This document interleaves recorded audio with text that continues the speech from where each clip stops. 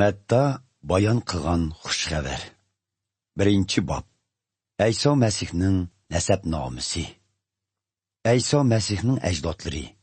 Ayso Masih Davud podshohining avlodi. Davud podshohi bo'lsa, Ibrohimning avlodi. İbrahim İshaqning otasi. İshaq Yaqubning otasi. Yaqub Yahuda va uning qarindoshlarining otasi. Yahuda Tamardan tug'ilgan Pares va Zarahning otasi. Pares Hesronning otasi. Hesron Ramning otasi. Ram Aminadabning otasi. Aminadab Nahshonning otasi. Nahshon Salmonning otasi. Salmon Rahabdan tug'ilgan Boazning otasi. Boaz Rutdan tug'ilgan Obidning otasi. Obid Yeshayning otasi. Yeshay Davud podshohining otasi. Davud podshoh Uriyaning ayoldan tug'ilgan Sulaymonning otasi. Sulayman Rehabamning otasi. Rehabam Abiyaning otasi. Abiya Asaning otasi. Asa Yahoshafatning otasi. Yahoshafat Yoramning otasi. Yoram Uziyaning otasi. Uziya Yotamning otasi. Yotam Ahazning otasi. Ahaz Yezikiyaning otasi. Yezikiya Manassening otasi. Manasse Amonning otasi. Amon Yoshiyaning otasi. Yoshiya İsrail avlodlari Babilonga surgun qilinganda tug'ilgan Yakoniya va uning qarindoshlarining otasi. Yakoniya İsraillar Babilonga surgun bo'lgandan keyin tug'ilgan Shaltiyelning otasi. Shaltiyel Zerubabilning otasi. Zerubabil Abihudning otasi. Abihud Elyaqimning otasi. Elyaqim Azorning otasi. Azor Sadoqning otasi. Sadoq Ahimning otasi. Ahim Elihudning otasi. Elihud Elazarning otasi. Elazar Matanning otasi. Matan Yaqubning otasi. Yaqub Maryamning eri Yusufning otasi. Maryam bo'lsa Masih deb atalgan Aysoning opasi. Bundaq bo'lganda İbrahim payg'ambardan Davud podshohgacha 14 avlod. Davud podshohdan İsraillar Babilonga surgun qilingunchimi 14 avlod va ular Babilonga surgun bo'lgandan Masih dunyoga kelganga qadar o'xshashla 14 avlod o'tgan. Ayso Masihning dunyoga kelishi mundaq bo'lgan. Maryam bilan Yusufning cheyi ishkizilgan edi. Biroq ular nikohlanib birlashishdan ilgari Maryamning muqaddas ruhdan homildor bo'lganligi ma'lum bo'ldi. Maryamning loyiqi Yusuf durust odam bo'lg'ashqa, Maryamni xaloyiq oldida nomusga qoldirmaslik uchun uningdan jimjitla ayrilib ketmoqchi bo'ldi. Biroq u bu ishni o'ylab yurganida Parvardigorning bir farishtasi uning tushida ko'rinib, "Ey Davud podshoning avlodi Yusuf, Maryamni amringa ilishdan qo'rqma, chunki tug'ilgan bola muqaddas ruhdan kelgan. U bir o'g'il tug'di. Uningga Ayso, Parvardigor qutqizdi" deb ism qo'ygun. Chunki u o'z xalqini gunohlaridan qutqizdi, dedi. Mana bular Parvardigorning payg'ambar orqali pok qiz homildor bo'lib bir o'g'il tug'di. Uning ismi Immanuel, Xudo biz bilan billa deb qo'yildi, degan so'zning amalga oshirilishidir. Yusuf o'yg'inib, farishtaning deganini qilib, Maryamni amriga oldi. Lekin Maryam bo'shong'icha uning bilan bir yostiqqa bosh qo'ymadi. Bola tug'ilganda Yusuf uningga Ayso deb ism qo'ydi. 2 bob. Hazreti Ayso Herod podshoh zamonasida Yahudiya o'lkasining Betlehem yesida dunyoga keldi. Keyin sharqdan ba'zi munajjimlar Yerusalimga kelib, kishilarga Yahudiylarning yangidan tug'ilgan podshohi qayerda? Biz uning tug'ilganligidan bishorat berdigan yulduzning sharqdan ko'tarilganligini ko'rdik, Şuna onunla secde kılgılı keldik, deyişti. Bunu anlayan Herod padişah alakzadlik düştü. Cümledin pütkül Yerusalim halkımı şundak boldu. Herod padişah pütkül oli ruhaniylar ve Tevrat ustazlarını çakırıp uladın. Peygamberler, kutkuzucu Mesih qayada tug'ildi degan edi, deb so'radi. Yahudiya o'lkasining Betlehemisida. Chunki bu to'g'riliq Mika payg'ambar munda xotirlagan. Ey Yahudiya zeminidagi Betlehem, Yahudiya rahbarlarining nazarida o'rning muhim. Chunki sendin chiqqusi xalqim Isroillarning yetakchisi, deyishdi ular. Bunun bilen Herod padişah buna cümleni məxfi çaqırtıb, yıldızının qaçan payda boğallığını uqub aldı. Ondun, berib balını köngül qoyub izdenla, tapqan haman bana xabar qılınla, mənmu onun aldığı berib səcdi qıb keley, deb, ularını Betlehem'e yolu saldı. Buna cümle Herod padişahının sözge binaen yolgu çıktı. Şərqdən kötürülgen hilqi yıldız, ulağı yol başlap mаңды. Ula balı tuğulgan yegi kelip toxtadı. Ula hilqi yıldızını kögündün intayın xuşal boluşdu. Hem uyga kirib balını onisi Meryem bilen bille kögünü de yerge baş koyup balgı secde kılıştı. Ondan sandıklarını içip oltun, mestek, mürmekki qatarlıq savgatlarını elip sunuştu. Ula qaytmaqçı boğanda, Xuda ularning tushida Herod padişahının yeniği bamaslıqqa beşaret bəgəlliktin, ular başqa yol bilen öz yurtiga qaytışdı. Münəccimlə ketkendan keyin, Xudoning bir farishtasi Yusufning tushida ko'rinib, o'rningdan tur, onu balı ikkisini elib Misrga qoch. Men sana xabar bergucha u yerda tur. Chunki Herod padişah balını izlep tepip öldürmekçi, dedi. Bunun bilen Yusuf o'rnidan turib, onu balı ikkisini elib, shu kechila Misrga qarab yo'lga chiqdi. Ular Herod padişah o'lguncha shu yerda turdi. Bunun bilen Parvardigorning payg'ambar orqali oldin aytgan, o'g'limni Misrdan men chaqirdim degan so'zi amalga oshirildi. Herod padişah munajjimlarga aldanganligini sezib, qattiq g'azablendi. U munajjimlarning aytganlariga asosan bu vaqtning yeshini hisoblab chiqib, Betlehem yezisi va yaqin atrofdagi 2 yosh va uningdan tuvan yoshdagi o'g'il bolalarning hammasini o'ltirish to'g'risida buyruq tushirdi. Buning bilan Xudoning Yeremiya payg'ambar orqali aytgan mono so'zlari amalga oshirildi. Ramada anglandı yığızar ve feryad, kan yığlaydı perzentlerige rahile, tesellige qayil emes pekatla, çünkü kalmadı perzentleri hayat. Herod padişah ölgenden keyin, Mısırda Yusuf'nun düşüde Xudoning bir farishtasi ko'rinib, o'rningdan tur, balı ve ansini ilib İsrail'e qayt. Çünkü balının cinni amakçı boğalla öldü, dedi. Bunun bilen Yusuf bala ve ansini ilib İsrail'e qaytdi. Biroq Yusuf Herod padişahının oğlu Arxilasının padişahlık taxtga varislik qilib, Yahudiya o'lkasida hükümranlık yurgizayotganligidan xabar tepib, qaytishdan qo'rqdi.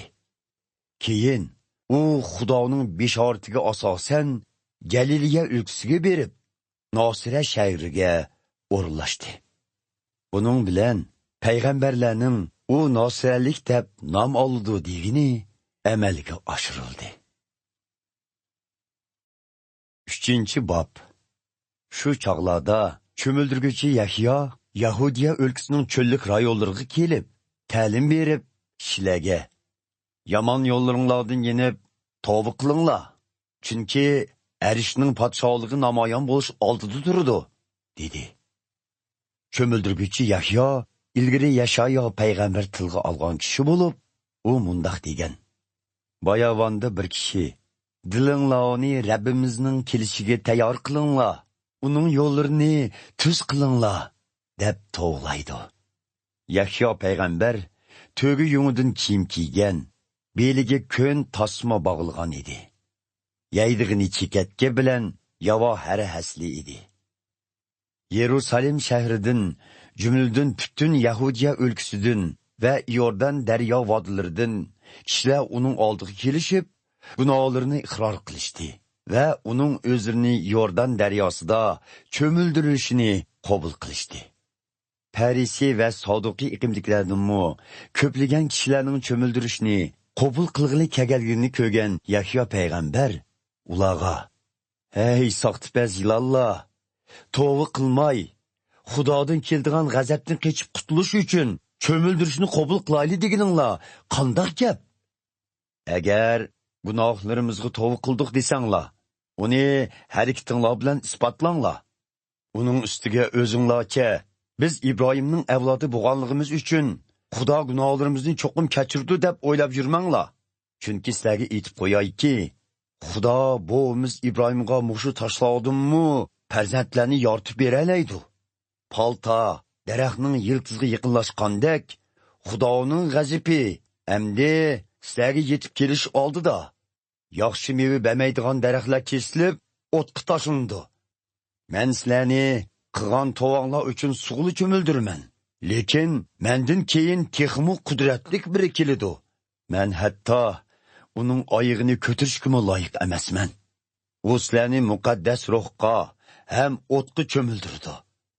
U qo'lidagi kurak bilan xamondagi sop bug'doyni omborga, sominini o'chmas o'tqa tashlaydigan odamga o'xshash hamma insonni ayiradi, dedi. Shu kunlarda Hazreti Ayso Yahyo payg'ambardan cho'mildirishni qabul qilish uchun Galiliya o'lkasidan Yordan daryosi bo'yiga keldi. Biroq Yahyo payg'ambar uni cho'mildirishga unamay: "Sening mening oldimga kelganing nemisi? Men cho'mildirishni asli sendan qabul qilishim kerak edi-ku", dedi. Lekin Hazreti Ayso javoban: "Hozir mushundoq bo'lsin.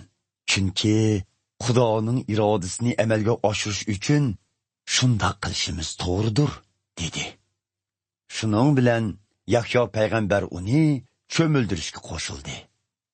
Hazreti Ayso cho'mildirilib, suvdan chiqishiga osmon yerildi. U Xudoning ro'yining kaptar holatida osmondan tushib, ustiga qo'nayotganligini ko'rdi. Ondan arishdan Xudoning: "Bu mening sevimli o'g'lim, men uningdan xursandman" degan ovozi anglandi.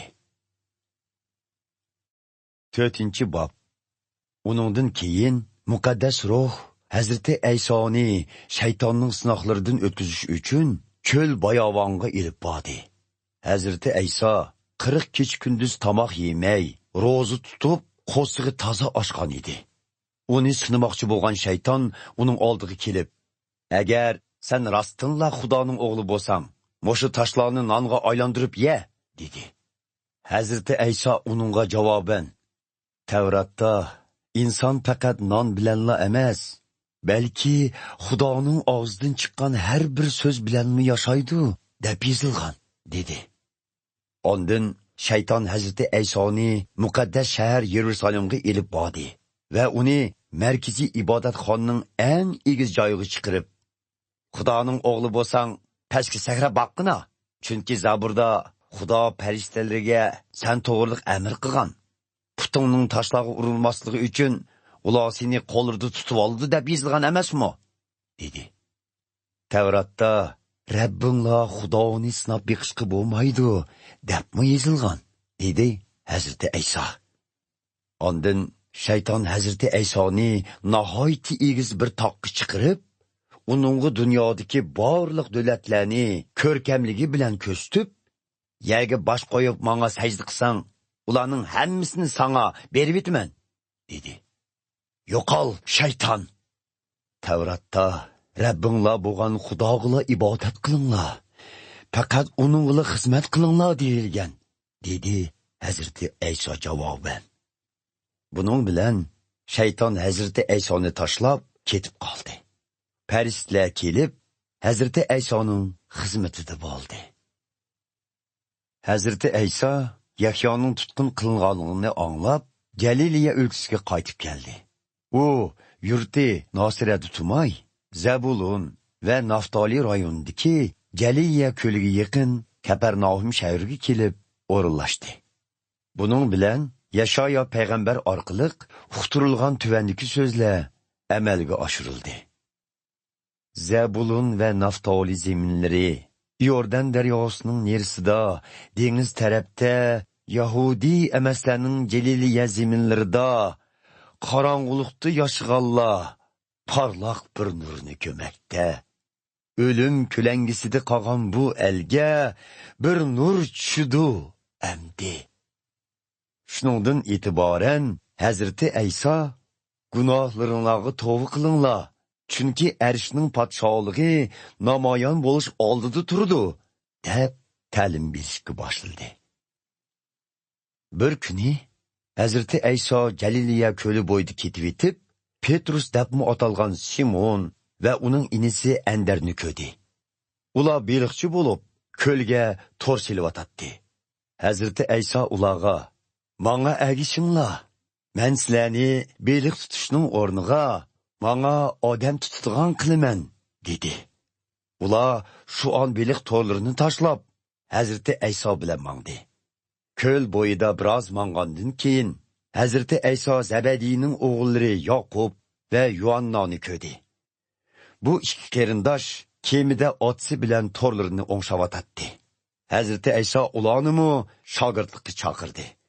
Ular darhol kemini tashlab, otsi bilan xo'shlashib, Hazreti Ayso bilan mangdi. Hazreti Ayso Galiliyaning hamma yerini aylanib chiqib, ibodatxonlarda ta'lim berib, Xudoning podshohligi to'g'riliq xush xabar tarqatdi. Har xil og'riq silohlarni saqaytdi. U to'g'riliq xabar butkul Suriya o'lkasiga tarqaldi. U yerdagi xaloyiq har xil og'riq silohlarga mubtalo bo'lgan kasallarni uning oldiga elib kelishdi.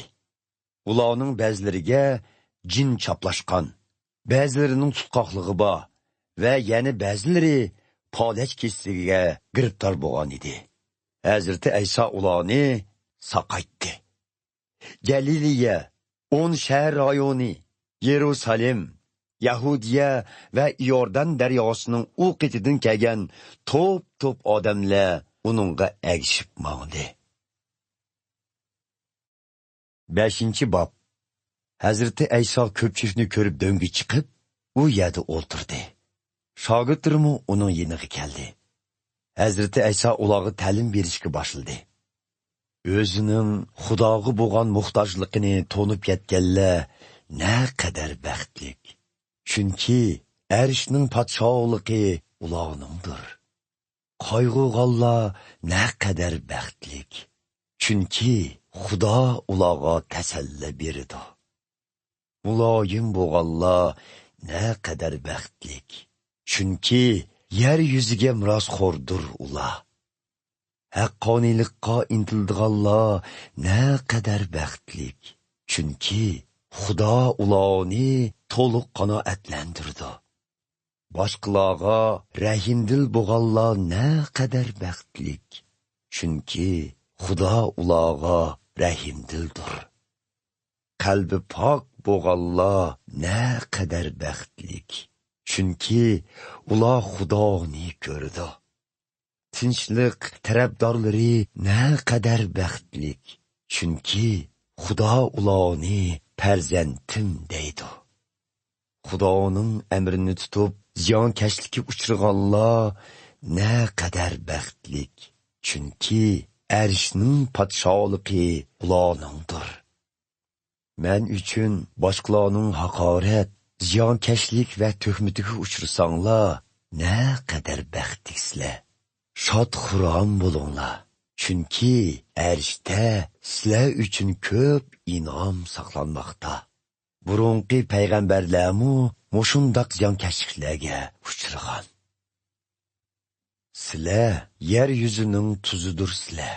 Halbuki, agar tuz o'z ta'mini yo'qotsa, uningga qaytadan tuz ta'mini kirgizgili bo'lmaydi. U chog'da u hech nimaga yaramas tashlandiq narsaga aylanib, kishilarning oyog'i osti qilishdan boshqa ishga yaramaydi. Sizlar dunyoning nuridursizlar. Tog' ustiga silingan shahar yo'shirinolmaydi. Yiqilgan chiroqni hech kim dos ostiga yo'shirib qo'ymaydi. Aksicha, chiroqdonning ustiga qo'yadi. Buning bilan uy ichidagi odamlarga yo'riqlik tushidi. Xuddi shuningdek, sizlarning nuringlar insonlar oldida shundoq chaqnasunki, ular sizlarning qilgan yaxshi amallaringlarni ko'rib, arishdiki otanglarga madhiylar o'qisin. Meni Tavrat qonunini yoki payg'ambarlarning yozganlarini bekor qilg'ili keldi deb qamanglar. Men ularni bekor qilg'ili emas, balki amalga oshirg'ili keldim. Bilib qo'yinglarki, osmon zamin mavjudlar bo'ladigan, ular amalga oshirilmaguncha Tavratning bir harfi, hatto biror chektimu bekor qilinmaydi. Shu sababdan Tavrat qonunining moddalaridan hatto eng kichiklariga xiloflik qilib, boshqalarga shunday qilishni o'rgatguchilar arishning podshohligidagi odamlarning orasida eng arzimas hisoblanadi. Aksicha, Tavrat qonuniga amal qilganlar va boshqalarga shunday qilishni o'rgatguchilar bo'lsa, arishning podshohligida ulug' hisoblanadi. Shunga bilib qo'yinglarki, sizlar Xudoga bo'ysunishda Tavrat ustozlari va farishtalardanmi ishib ketmasanglar, arishning podshohligiga kirolmaysizlar. Ajdodlarimizga qotillik qilma, qotillik qilgan har qanday odam sotga tortildi degan ta'limni anglagansizlar. Lekin shuni bilib qo'yinglarki, qarindoshlarga g'azablanganlarmi sotga tortildi. Qarindoshlarini ahmaq deb tilg'anlar Oliy kengashmida javobgarligiga tortildi. Qarindoshlarini talva deb haqoratlaganlar o'tliq to'soqqa tushdi. Shuning uchun sizlar Xudoga hadiya otmoqchi bo'lganinglarda, qarindoshlaringlarning sizlarga qo'saq ko'piki borligi yodinglarga yetsa, hadiyanglarni qo'yib turib, avval qarindishinglar bilan yorishib olinglar. Ondan kelib hadiyanglarni otanglar. Agar ustinglardan arz qilmoqchi bo'lgan biri bo'lsa, sotga tushishdan burun uning bilan tezdan yorishib olinglar. Bo'lmasa, u sizlarni sotchi bo'lsa, guntupayga topshirib, zindonga soltib etadi.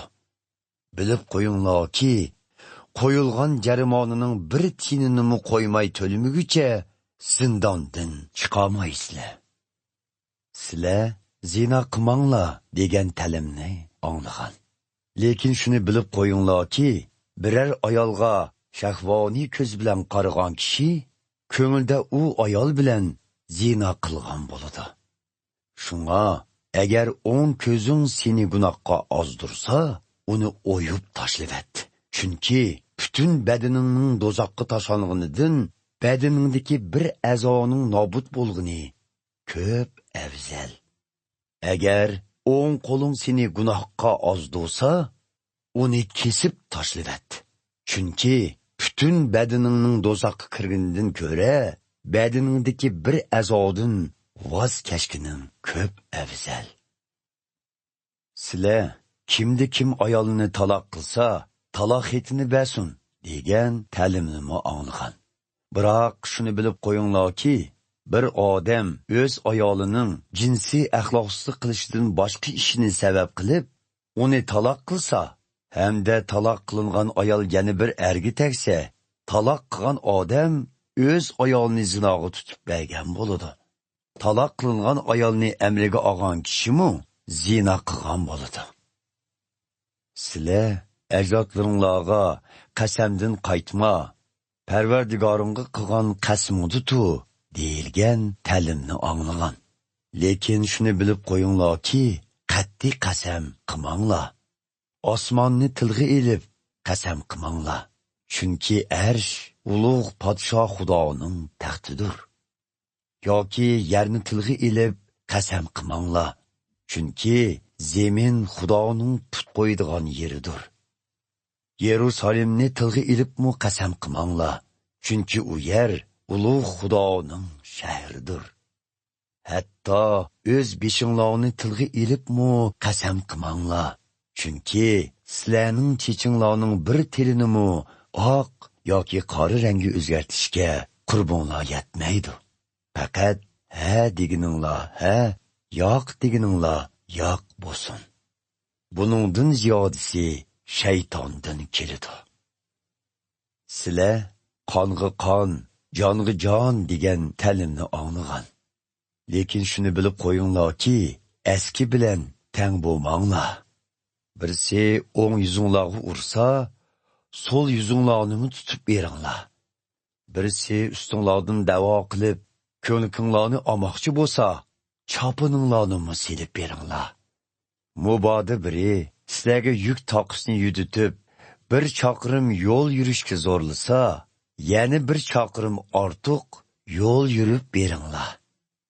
Birisi sizlardan biror narsa tilsa, tiligini beringlar.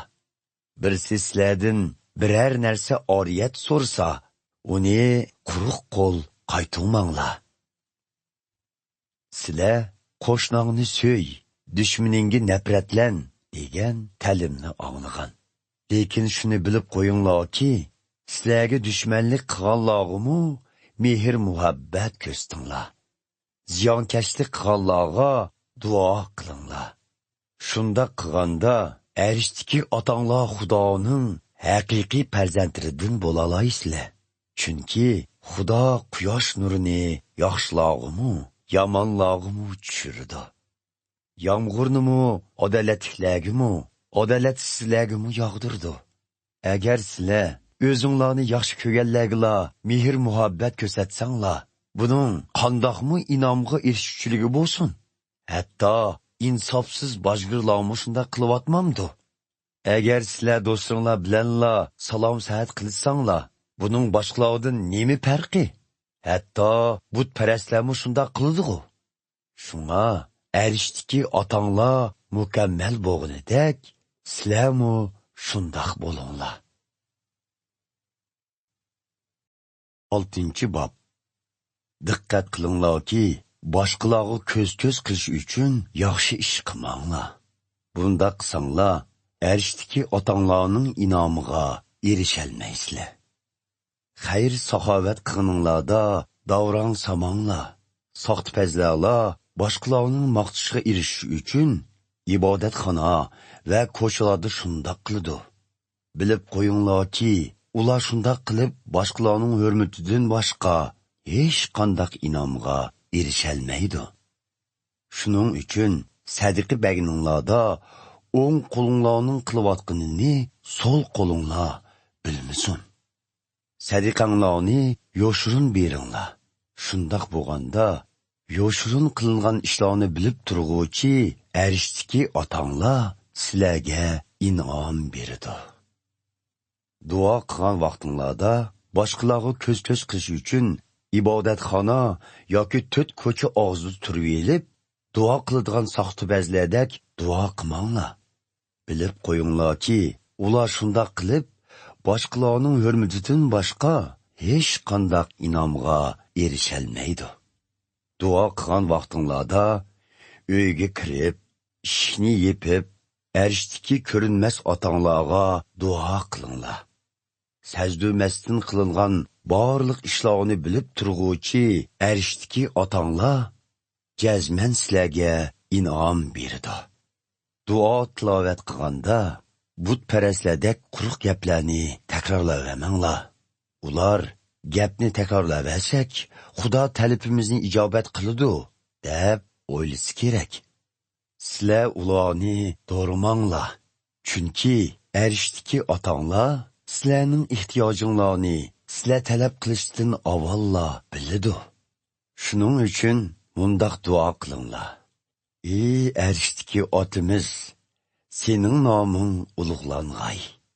Podsholig'ing yer yuzida namoyon bo'g'ay. İrodang arishdagidek yer yuzidami amalga oshirilg'ay. Kundalik yemakligimizni bagaysan.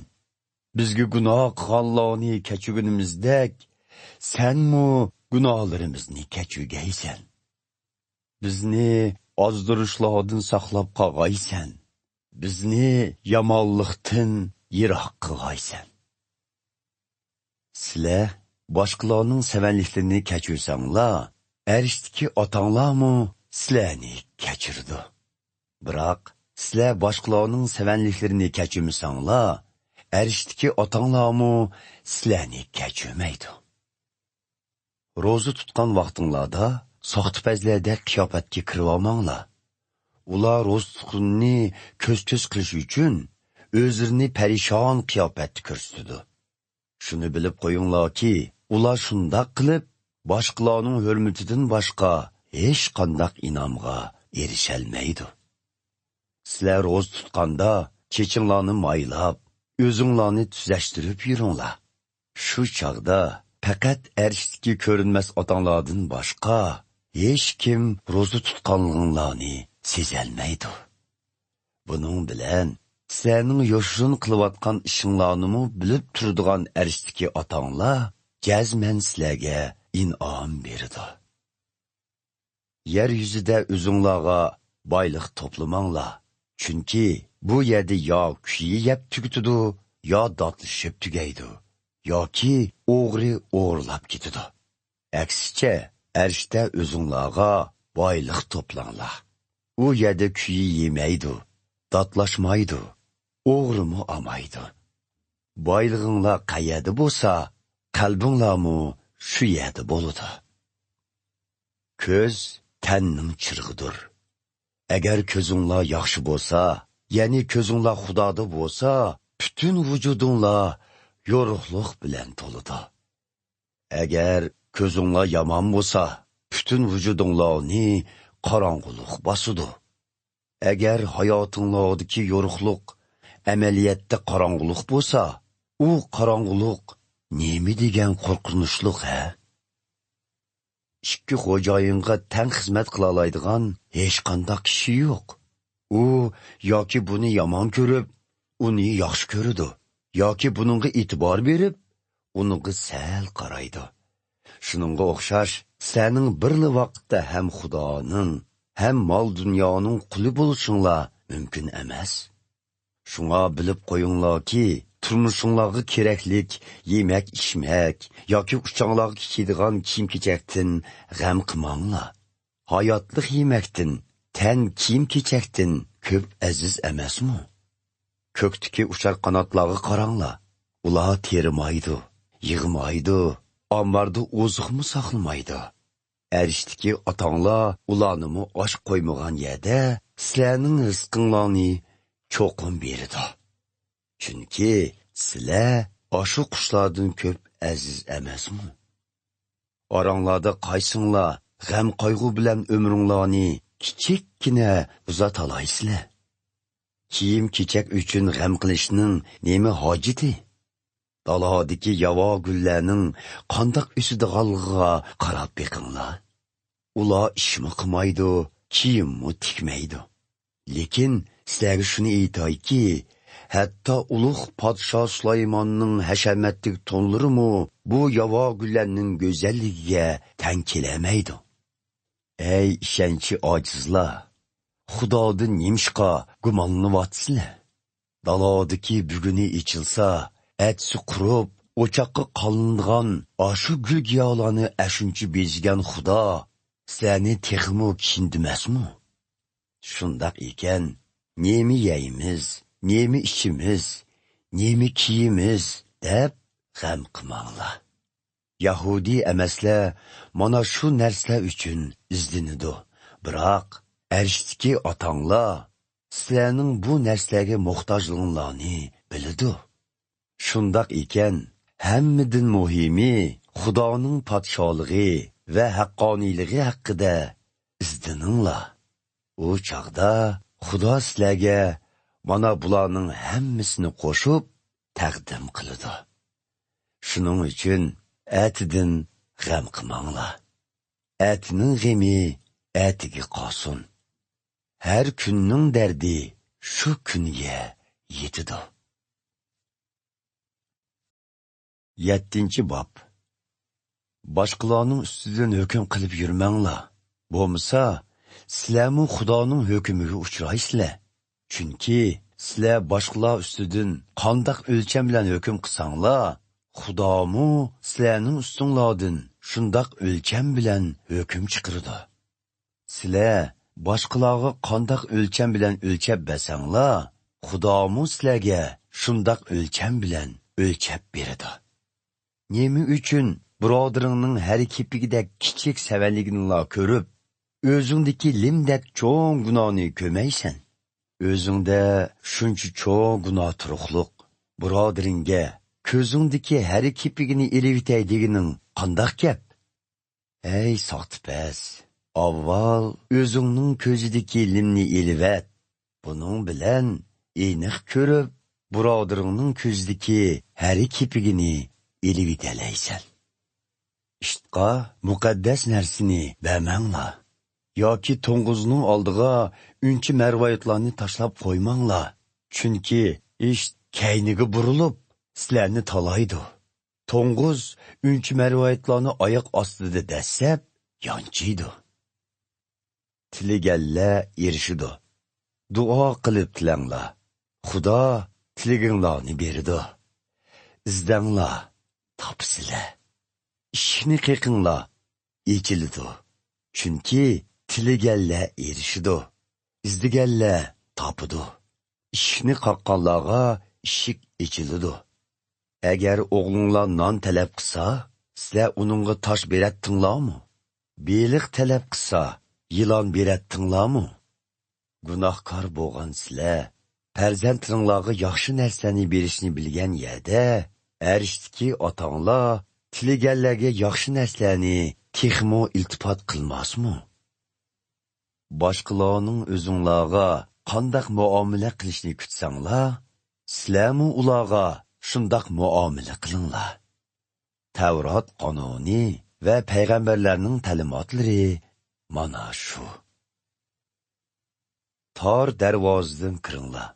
Chunki kishini halokatga elib boradigan darvoza keng, yo'l oson bo'lib, bu darvozadan kirdiganlar ko'p. Biroq hayotlikqa elib boradigan darvoza tor, yo'l tas bo'lib, uni izlab topolaydiganlarmi oz. Oldinglarga qo'y terisiga o'rnavilib kelgan, ichi yirtqich, chilbirdak soxta payg'ambarlardan hoshyor bo'linglar. Sizlar ularni mevalaridan tunib olalaysizlar. Tikandin üzüm, qamg'oqdan anjir olg'ili bo'lmaydi. Yaxshi daraxt yaxshi meva beradi. Yomon daraxt yomon meva beradi. Yaxshi daraxt yomon meva bermaydi. Yomon daraxt yaxshi meva bermaydi. Yaxshi meva bermaydigan har bir daraxt kesilib, o'tqa tashlanadi. Shuningdek, soxta payg'ambarlarni ularning mevalaridan tonib olalaysizlar. Meni Rabbim, Rabbim deganlarning hamisilar arishning podshohligiga kiramaydi. Faqat arishdagi Xudo otamning irodasini ado qilganlar kiralaydi. Qiyomat kunida nurg'un kishilar menga: Rabbim, Rabbim, biz sening noming bilan Xudoning vahiyisini yetkizdik va sening noming bilan jilloni qo'g'lidik. Nurg'un mo'jizalarni ko'rsatdik, deydi. Holbuki, u chaqda men ularga: sizlarni azaldan tonimayman. Ko'zimdan yo'qlinglar, ey yomonlik qilg'uvchilar, deyman. Demak, bu so'zlarimni anglab amal qilganlar imoratni qo'ram tosh ustiga solgan aqlli kishilarga o'xshaydi. Bo'ron so'qib, yomg'ir urib, kalkin kelgan taqdirdimi, u imorat o'rilmaydi. Chunki uning uli qo'ram toshning ustiga selingan. Biroq so'zlarimni anglab turib, amal qilmaydiganlar imoratni qumning ustiga qurgan ahmoqlarga o'xshaydi. Undaq imorat bo'ron, yomg'ir va kalkunning hujumiga uchirganda o'rilib ketdi. O'rilgandimu intayin fojialik o'rildi. Hazreti Ayso bu so'zini oyoqlashtirgandan keyin xaloyiq uning ta'limlariga hayron qolishdi. Chunki Hazreti Aysoning ta'limlari nopuzliq edi. Tavrat ustozinikiga o'xshamaydi. 8-bob. Hazreti Ayso tog'dan tushganda top kishilar uningga agishib mangdi. Mahov kesli giribtor bo'lgan bir kishi Hazreti Aysoning oldiga kelib, tizilib, "Taqsir, agar xohlasangiz, meni keslimdan saqaytib pok qilg'aysiz", dedi. Hazreti Ayso uningga qo'lini takkizib turib, "Xohlayman, pok bo'g'in", dedi. Bu odamning badinidagi mahov kesili shu an saqaydi. Hazreti Ayso uningga, "Hozir bu ishni hech kimga tinma, lekin uddul markaziy ibodatxonaga berib, ruhoniyga o'zingning saqayganligini ko'rsat. Ondan buni boshqalarga isbotlash uchun Musa payg'ambarning amri bo'yicha mahov kesildan saqayganlar qilishga tegishli qurbonlikni qil", dedi. Hazreti Ayso Kapernaum shahriga borganda, Rimlik 105 uning oldiga kelib, shafoat tilab, "Taqsir, chokirim polash bo'lib qoldi. Nihoyatda azob ichida uyda yotdi", dedi. "Men berib, uni saqaytib beray", dedi Hazreti Ayso. 105. "Taqsir, uyimga kelishingizga arzimayman. Faqat bir og'iz so'z qilib qo'ysangiz, chokirim saqayib ketadi. Meningmi ustimda boshlig'im, qo'l ostimda lashkarlarim bor. Birga bor desam boradi, birga kel desam keladi.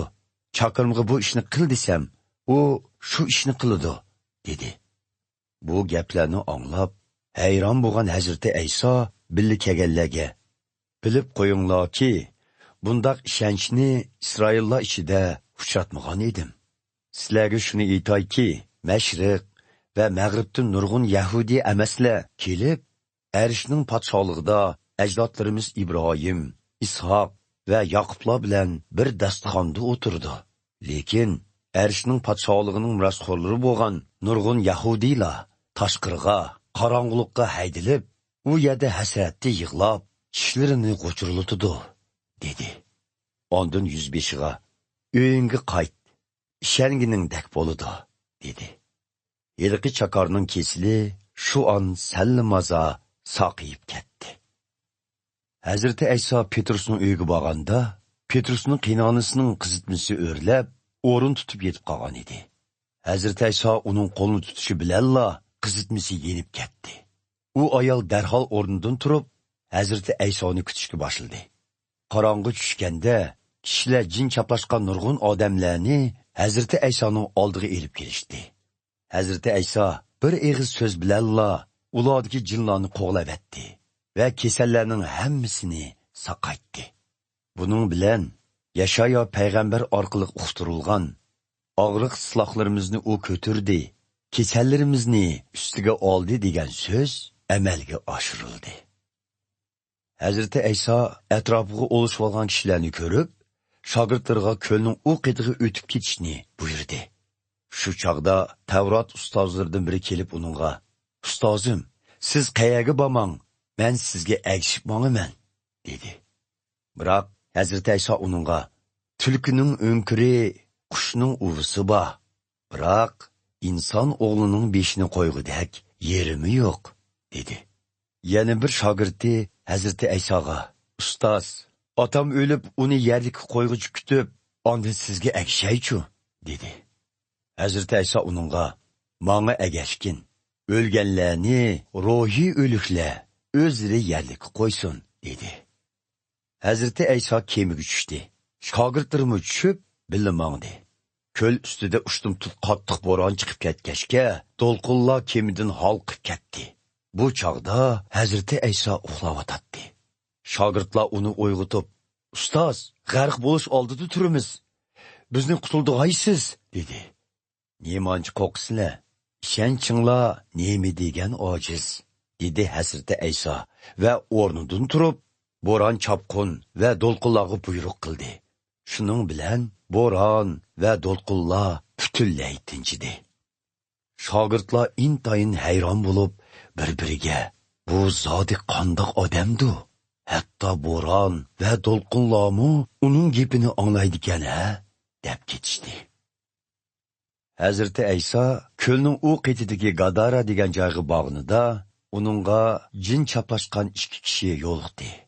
Gör qilinadigan o'nkirlarni makon tutgan bu ikki kishi shuncha vahshiy ediki, hech kim bu yerdan o'tishga jur'at qila olmaydi. Ular Hazreti Aysoni ko'rgan hamon, Xudoning o'g'li, ishimizga aralashma. Sen vaqt soati kelmasdilla, bizni qiynag'ili keldingmi? deb to'g'ladi. Shu atrofda cho'ng bir to'p to'ng'iz podisi o'zlanib yuradi. Jinlar Hazreti Aysoga yolvorib, agar sen bizni haydab chiqarmoqchi bo'lsang, to'ng'iz podisiga kirgizvatgin, dedi. Hazreti Ayso, chiqinglar, devidi. Jinlar chiqib, to'ng'izlarning teniga kirib ketdi. Bütün to'ng'iz podisi patparoq bo'lib, yugurgan peti tikyodin tushib, ko'lga g'arq bo'ldi. To'ng'iz boquvchilar shaharga qechib kirib, bu ishning bosh oxirini va jin chaplashgan kishilarning kechirmishlarini xaloyiqqa taqatdi. Shuning bilan bütün shahardagilar Hazreti Ayso bilan ko'rishga chiqdi. Ular uni ko'rganda, uning bu yerdan chiqib ketishini talab qildi. 9-bob. Hazreti Ayso kemiga tushib, ko'ldan o'tib, o'zi tug'an shahar Kapernaumga qaytib keldi. Kishilar zamirga yotqizilgan bir polashni uning oldiga elib keldi. Ularning ishonchisini ko'rgan Hazreti Ayso yeliqi polashga, "O'g'lim, xotirjam bo'l. Gunohlaring kechirim qilindi", dedi. Bir qancha Tavrat ustozlari ko'nglida bu odam kufrlik qildi deb o'yladi. Ularning ko'nglida nima o'ylayotganligini bilgan Hazreti Ayso ularga, "Nima uchun yomon o'yda bo'lisizlar? Gunohlaring kechirim qilindi deyish osonmi yoki o'rningdan tur, mang deyishmi? Albatta, aytmoq oson, qilmoq tez. Ammo hozir inson o'g'lining yer yuzida gunohlarni kechirim qilish huquqiga ega ekanligini isbotlab beray", dedi. Ondan polash kasalga, "O'rningdan tur, o'rin ko'rpangni yig'ishtirib, uyingga qayt", deb buyurdi. Yeliqi odam o'rnidan turib, uyiga qaytdi. Buni ko'rgan ko'pchilik qo'rqishib, insonga bundaq huquqni bergan Xudoga madhiyla o'qishdi. Hazreti Ayso u yerdan chiqib oldi qarab ketayotganda bir bojgirni ko'rdi. Uning ismi Matta bo'lib, boj yig'adigan joyda o'tiradi. Hazreti Ayso uningga, "Menga agashgin", dedi. Matta o'rnidan turib, uningga agashdi. Hazreti Ayso Mattaning uyida mehmondorchilik bo'layotganda, nurg'un bojgirlar va gunohkor deb qaralgan bir qism kishilarmi kirib, Hazreti Ayso va uning shogirdi bilan hamdostixon bo'ldi. Buni ko'rgan parisiylar Hazreti Aysoning shogirdlariga, "Ustozinglarning bojgir va gunohkorlar bilan bir dasturxonda o'tirgani qanday gap?" deyishdi. Bu gapni anglagan Hazreti Ayso, "Sog'lom odam emas, balki kesal odamlar tevqqa muhtojdir. Muqaddas yozmalarda men qurbonlik qilishinglarni emas, rahim shafqat ko'rsatishinglarni istayman" deyilgan. Sizlar berib bu so'zning ma'nosini o'rganinglar. Men o'zlarini durust hisoblaydiganlarni emas, balki o'zlarining gunohlarini to'niydiganlarni chaqirg'ili keldim, dedi. Shu vaqtlarda Yahyo payg'ambarning shogirdlari kelib, Hazreti Aysoga, "Biz va parisiylar ro'za tutamiz. Sizning shogirdlaringiz nemishqa tutmaydi?" deb so'rashdi. Hazreti Ayso javoban mundaq dedi: "To'yi bo'layotgan yigit texi to'y ziyofati turgan chog'da mehmonlar hozir tutib o'ltirsa, qandoq bo'lg'ini? Albatta bo'lmaydi. Ammo yigitning ulardan elib ketiladigan kuni keladi. Ana shu chog'da ular qayg'u hasrat chekinidan ro'za tutadi. Hech kim konu ko'nglakka kirishib ketadigan yangi raqtin yamoq samaydi. Unda qilsa, kiyim yuyilganda yangi yamoq kirishib, kiyimni yirtib tashlaydi. Natijada yirtiq texmi yo'g'inab ketadi. Shuningdek, hech kim yangi sharobni konu tulumga qochilmaydi. Agar unda qilsa, Yeni şarapның köpüşü bilen tulum yeriludi-de şarapmı tökülüp ketidi. Demek, tulummu kadın çıkıdı. Şunun üçün yeni şarapni yeni tulumga qaçılaş gerek. Şunda qılganda her ikkilisini saqlab qalğılı boludu. Hazreti İsa Yahya peygamberning shogirdlariga bu so'zlarni qilayotgan vaqtida ma'lum bir ibodatxonaning bir mas'uli kelib, Hazreti İsa'ning oyog'iga yiqilib, "Mening qizim hozir o'lib ketdi. Siz berib uningga qo'lingizni tekkizib qo'ysangiz, u tiriladi" dedi. Hazreti İsa o'rnidan turib, shogirdlarini elib, uning bilan birga bordi. Yo'lda xun tavrak kesiliga giribdor bo'lganiga 12 yil bo'lgan bir ayol Hazreti İsa'ning orqa tarafidan kelib, uning chopinining peshini sildi. U ichida Hazreti İsa'ning chopinini tutsamla, cho'qim saqib ketaman, deb o'ylagan edi. Hazreti İsa kayniga burilib, uningga qarab, "Qizim, xotirjam bo'l. Ishonching seni saqaytdi" deyishigila, heliqi ayol saqib ketdi. Hazreti İsa heliqi ibodatxona mas'ulini uyiga kirib, ney chelayotgan ve hazır tutup yığılayotgan odamlar topunu ko'rib, ularga "Chiqib ketinglar, bu qiz o'lmadi, uxlab qopti" dedi. Biroq xaloyiq uni masxara qildi. Kishilar chiqib etilgandan keyin Hazreti İsa qiz yotgan uyga kirib, uning qo'lidan tortdi. Qiz o'rnidan turdi. Bu xabar bütün etrafga tarqaldi. Hazreti İsa u yerdan chiqib ketayotganda, ikki qarg'u uning kaynidan kelib, "Ey podsho Davudning avlodi, bizga rahim qilg'aysiz" deb vaqab ketdi. Hazreti İsa uyga kirgandan keyin, heliqi ikki qarg'u uning oldiga keldi. Hazreti İsa ulardan, "Sizlar mening sizlarni saqaytishga qodir ekanligimga ishonamsizlar?" deb so'radi. "Ey Rabbim, ishonamiz" deb javob berdi ular. Hazreti İsa ularning ko'zlariga qo'lini tekkizib turib, "Ishongininglar dek bo'lsin" deyishigila, ularning ko'zlari ichildi. Hazreti İsa ularga, "Bu ishni hech kimga tinmanglar" deb qattiq topildi. Lekin ular u yerdan chiqiblar, bu ishni atrofga yeyivetdi. Ular chiqib ketgandan keyin jin chaplashgan bir gacha Hazreti İsa'ning oldiga elib kelindi. Hazreti İsa uningdagi jinni qo'g'ishi bilanla elqi odam zuvonga keldi. Xaloyiq hayron bo'lib, "Bundaq ish Isroilda zodi ko'rilib boqmagan" deyishdi. Lekin parislar u jinlarni ularning boshlig'iga tayinib haydaydi-ki deyishdi. Hazreti İsa bütün shahar, yezi qishloqlarni orlab, her qaysi ibodatxonalarda ta'lim berib, Arishning podshohligiga doir xush xabarni taqatdi va xalq ichidagi har xil kasallik va og'riq-saqlarni saqaytdi. U top-top odamlarni ko'rib, ularga ich og'ritdi. Chunki ular qo'ychisiz qo'y podilaridak panohsiz, bechoralar edi.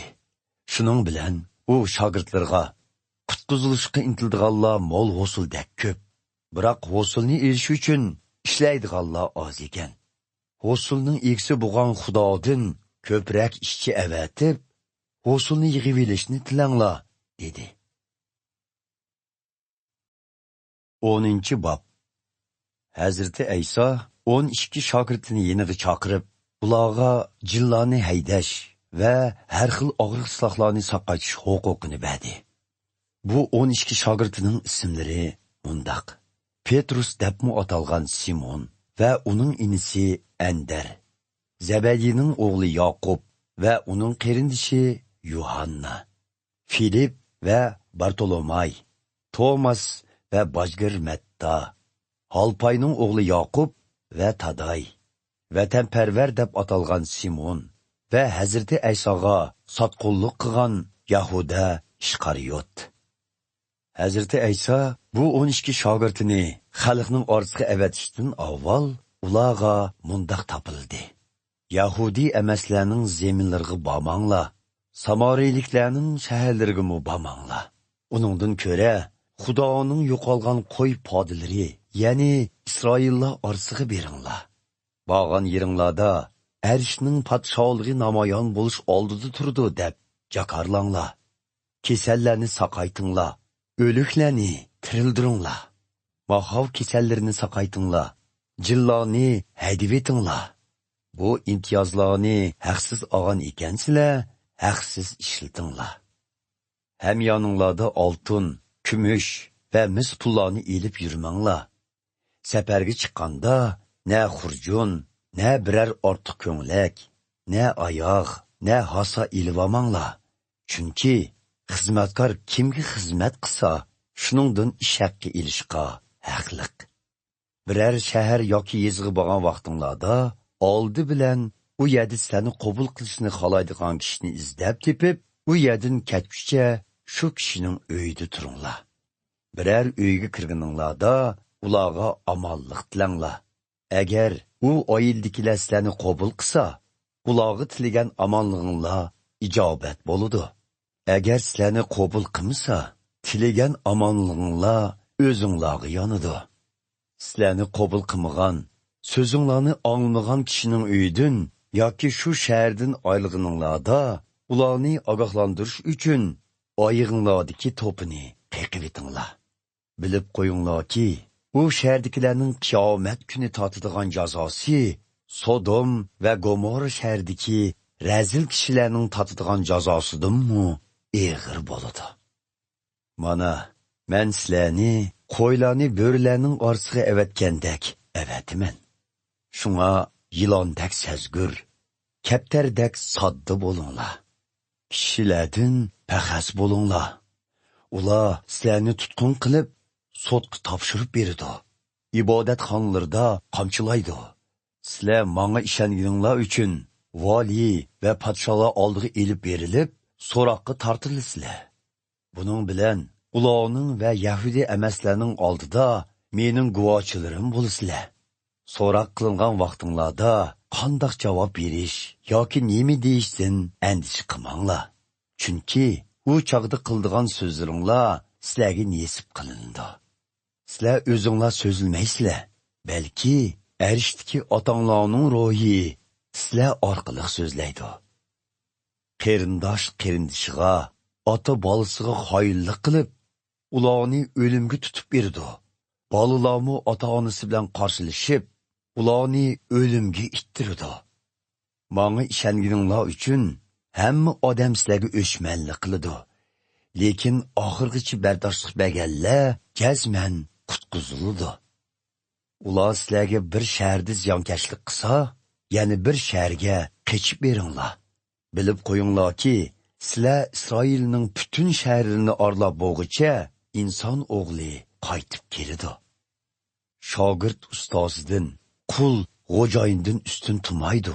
Shuning uchun shogird ustozidek, qul xo'jayindek bo'g'iniga qanoat qilsin. Ular uyning beshi bo'lgan meni, jinlarning podshoyi shayton deb atgan yerda, uyning a'zolari bo'lgan sizlarni texmi zo'r haqorat qilmamdi. Biroq bundaqlardan qo'rqmanglar. Chovsi chitqi yeyilmaydigan hech qanday yoshirin ish, oshkorlanmaydigan hech qanday maxfiyatlik yo'qdir. Mening sizlarga maxfiy etganlarimni sizlar ochiq oshkora aytaveringlar. Quliqinglarga pichirlab etganlarimni xalqi olamga chakarlanglar. Teninglarni o'ltirsimu, jininglarni olamaydiganlardan qo'rqmanglar. Aksicha, teninglarni jininglarni do'zaxda halok qilalaydigan Xudodan qo'rqinglar. Ikki qushqochni bir tangaga setib olg'ili bo'lsa-mu, lekin arishdiki otanglar bilmay turib, ulardan birsimu yerga tushmas. Sizlarga kelsak, hatto sizlarning har bir tal chechinglarningmi hisobi bor. Shundoq ekan, qo'rqmanglar. Chunki sizlar Xudo uchun nurg'ulg'an qushqochdinmi qimmatlikda. Ko'pchilik oldida meni e'tirof qilganlarni menmu arishdiki otamning oldida e'tirof qilaman.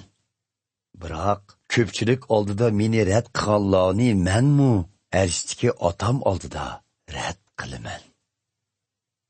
Meni dunyoga tinchlik elib keldimikin deb o'ylab qolmanglar. Men tinchlik emas, balki jidal majro ilib keldim. Mening vajimdan o'g'il otasiga, qiz onasiga, kelin qiynonasiga qarshi chiqadi. Odamning dushmani o'z oilasidagi kishilardir. Ota-onasini mendinmi aziz ko'radiganlar mening shogirdim bo'lishga loyiq emas. Farzandlarini mendinmi aziz ko'radiganlarmi mening shogirdim bo'lishga loyiq emas.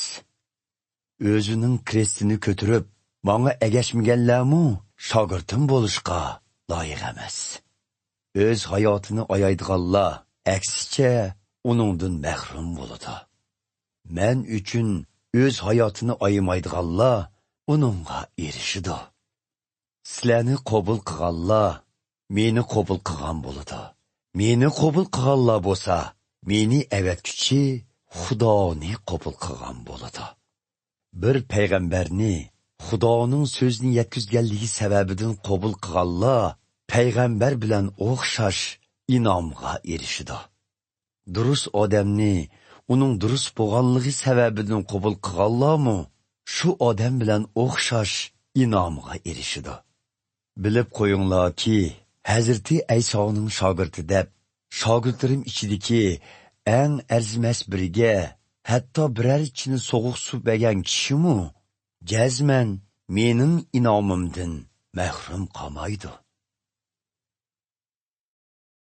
11 bob. Hazreti Ayso 12 shogirdiga toplab bo'lgandan keyin Galileyadagi har qaysi shaharlarda ta'lim berish va xush xabarni jakarlash uchun u yerdan ayrildi. Zindondagi Yahyo payg'ambar Ayso masni qilgan ishlarini anglab, shogirdlarini avatib, ular orqali Hazreti Aysodan Xudo bizga avatmoqchi bo'lgan qutqizg'uchi sizmi yoki boshqa birisi kelamdi deb so'radi.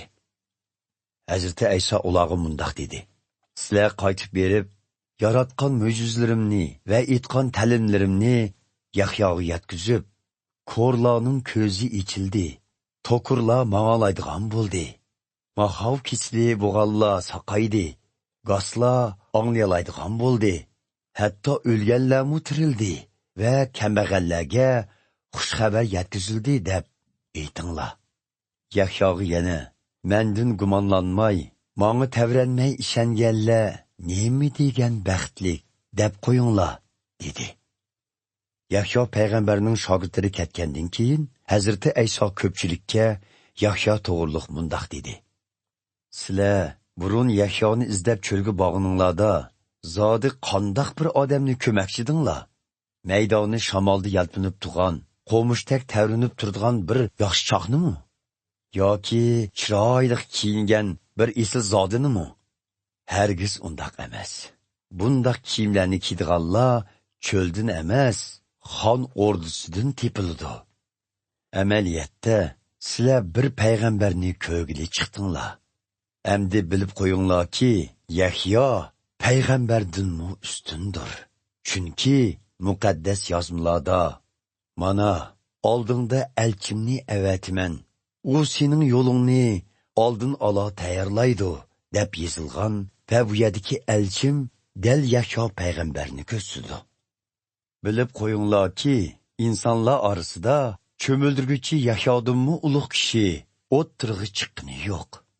Ammo arishning podshohligidagi eng arzimas birsimu uningdan ulug' bo'ladi. Cho'mildirguchi Yahyo o'ttirg'i chiqqan kunlardan beri arishning podshohligi zo'ravonlikqa uchirmoqda.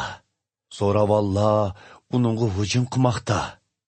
Xudoning podshohligi to'g'risida Yahyo payg'ambarning zamonigacha bo'lgan barliq payg'ambarlarning ta'limlarida shundoqla Tavratda oldin bishorat berilgan.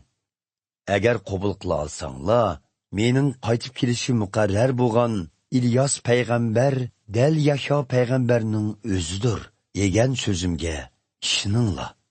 Bu so'zlarni quliqinglarda ching tutinglar. Bu zamonning sizlarda kishilarini zodi kimlarga o'xshatay? Ular xuddi ko'chada o'tirib elib, bir-biriga biz sizlarga sunoy kelib bersak, usul o'ynamadinglar, motam muzikasini kelib bersak, hozimi tutmadinglar deb ranjiydigan tuturqsiz bolalarga o'xshaydi. Chunki Yahyo payg'ambar kelib ro'za tutatdi, sharob ichmaydi. Shuning bilan ular uningga jin tegibdi deyishdi. İnsan o'g'li bo'lsa, ham yeydi, ham ichidi. Biroq ular toza bir to'ymas haroq kashgan. U bojgir va boshqa gunohkorlarning do'sti deyishidi. Bilib qo'yinglarki, hikmat bergan mevisi bilan toniladi. Ondan Hazreti Ayso o'zi nurg'un mo'jizalarni ko'rsatgan shaharlardagi to'g'ri qilmaganlarni ayblab, mundoq dedi: Halinglarga voy, hey qo'razinliklar! Halinglarga voy, hey baysodliklar! Sizlar uchun yaratgan mo'jizalarimni Tir va Sidon degan yotlar shaharlarida yaratgan bo'lsam, u yerlardagi xalq burunli mayishlangan holda matoga yugunib, kulgi milinib, gunohlariga to'g'ri qilgan bo'ladi. Bilib qo'yinglarki, qiyomat kuni Xudoning sizlarga beradigan jazosi Tir va Sidonliklarnikidanmi ig'ir bo'ladi. Hey, Kapernaumliklar, osmonga chiqmoqchimidinglar? Aksicha, do'zaxga tashlansizlar. Chunki oranglarda yaratgan mo'jizalarimni Sodomda yaratgan bo'lsam, u shahar bugungi kungacha mavjud bo'lgan bo'ladi. Shuni bilib qo'yinglarki, qiyomat kuni Xudoning sizlarga beradigan jazosi Sodomdagilarnikidanmi ig'ir bo'ladi. Shuningdan keyin Hazreti Ayso mundoq dedi: Bütün olamning egisi bo'lgan ey ota, sen bu haqiqatlarni o'zini aqlliq, bilimlik chaqlaydigan kishilardan yoshirib, kichik bolalardek sabiy kishilarga oshkorlaganliging uchun sana madhiylar o'qiyman. Shundoq ota, sening o'z xohishing ana shu edi. Otam hammani menga taqdim qildi. Meni otamdan boshqa hech kim haqiqiy tonimaydi. Otamni men va men o'zim oshkorlashni xohlaydigan kishilardan boshqa hech kim haqiqiy tonimaydi. Ey jabokashlar va ig'ir yukni ustiga olganlar, mening yenimga kelinglar. Men sizlarga oromlik beray. Muloyim va kamtarman. Shunga mening bo'yin turqimga kirib, mendan o'gininglar. Shundoq qilganda ko'nglinglar orom topadi. Mening bo'yin turqimda bo'lish oson, talabim ig'ir emas.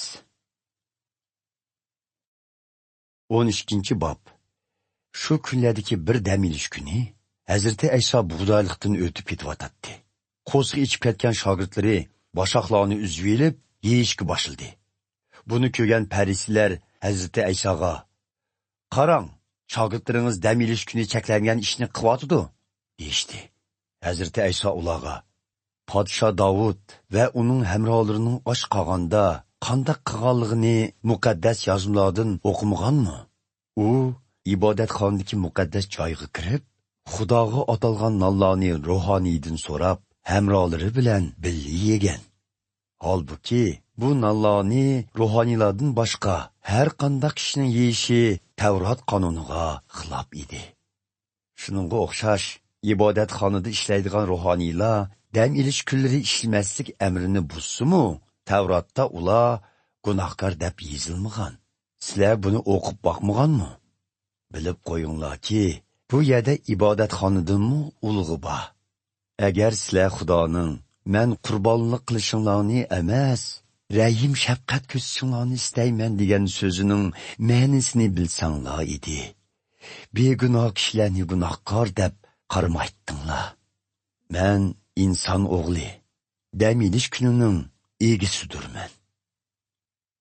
Hazreti Ayso u yerdan ayrilib, ularning ibodatxonasiga bordi.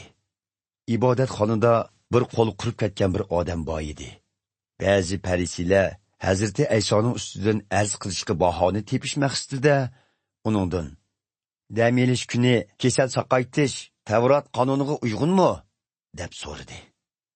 Hazreti Ayso ularga mundoq javob berdi: "Bilaringlarning qo'yi o'rg'i tushib ketsa, dam olish kuni demay, uni darhol totib chiqara olmamsizlar? Odam qo'ydan ko'p qimmatlikda. Demak, dam elish kuni yaxshilik qilish Tavrat qonuniga uyg'un. Ondan Hazreti Ayso yilqi kasalga qo'lingni uzat dedi. U odam qo'lni uzatishi bilanla qo'li asiga kelib, yana bir qo'lga o'xshash holatga qaytdi. Buning bilan Farislar tashqariga chiqib, Hazreti Aysoni qandoq joylab yetish haqida maslahat qilishdi. Buni bilgan Hazreti Ayso u yerdan ayrildi. Nurg'un kishilar uningga agishib mangdi.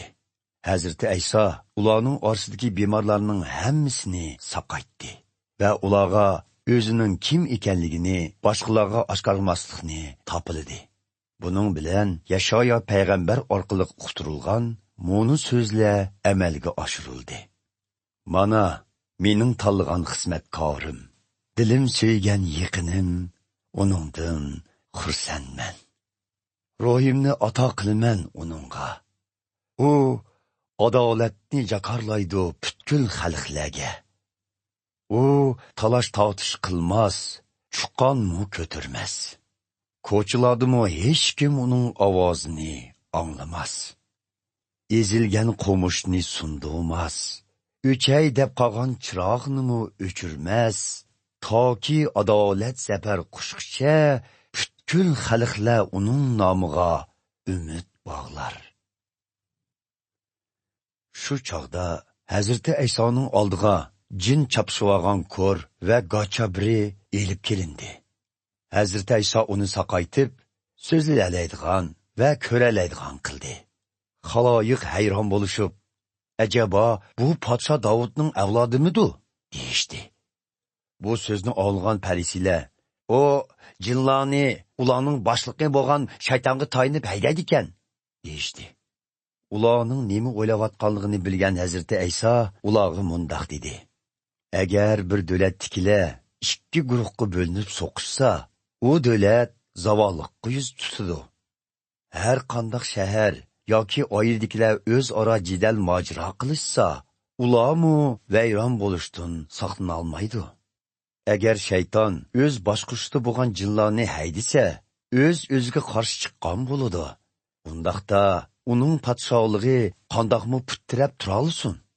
Agar men jinlarni ularning podshoyi bo'lgan shaytonga tayinib haydasam, sizlarning agar kuchliinglar jinlarni haydashda kimga tayandi? Aytganlaringlarning xato ekanligini o'z agash kuchliinglar dalillab berdi. Amaliyotda men Xudoning ro'yiga tayinib jinlarni haydavatdim. Bu Xudoning podshohligining oranglarda namoyon bo'lganligini isbotlaydi. Bir kishi kuchjungur birisining uyiga kirib, uning melini qandoq bulab ketalisin? Faqat shu kuchjungur odamni bog'layolganlarla uning uyini bulang-talang qilalaydi.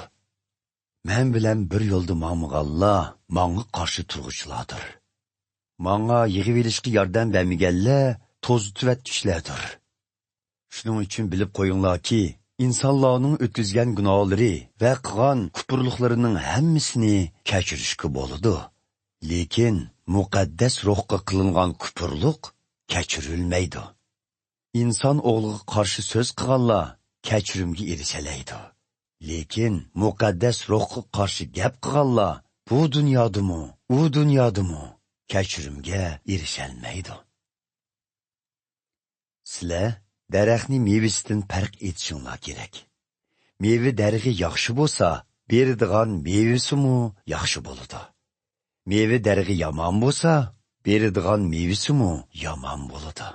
Chunki har qanday daraxt mevasidan bilindi. Ey zaharli ilonlar, sizlar yomon tutsanglar, og'zinglardan qandoqmi yaxshi gap chiqsin. Chunki ko'ngildan nima bo'lsa, eg'izdan shu chiqadi. Yaxshi odam qalbidagi yaxshiligidan yaxshilik chiqaradi. Yomon odam qalbidagi yomonligidan yomonlik chiqaradi. Bilib qo'yinglarki, sizlar qilgan har bir eg'iz quruq gapinglar uchun qiyomat kuni hisob bersizlar. O'z so'zinglar bilan yo oqlansizlar, yo gunohkor bo'lib chiqsizlar. Shu chog'da ba'zi Tavrat ustozlari va farishiylar Hazrati Aysodan: "Ustoz, qudratingizning Xudodan kelganligini karomat bilan ko'rsatkaysiz", dedi. Hazrati Ayso ularga mundaq javob qaytardi: "O'sal va vafosiz kishilar karomat ko'rsat deb turdi. Biroq sizlarga Yunus payg'ambarning karomatidan boshqa ko'rsatiladigan ikkinchi karomat yo'q. Yunus payg'ambar yo'g'on bir beliqning qo'sig'ida 3 kech kunduz qandoq turgan bo'lsa, inson o'g'limi yerning bag'rida 3 kech kunduz shundoq turdi.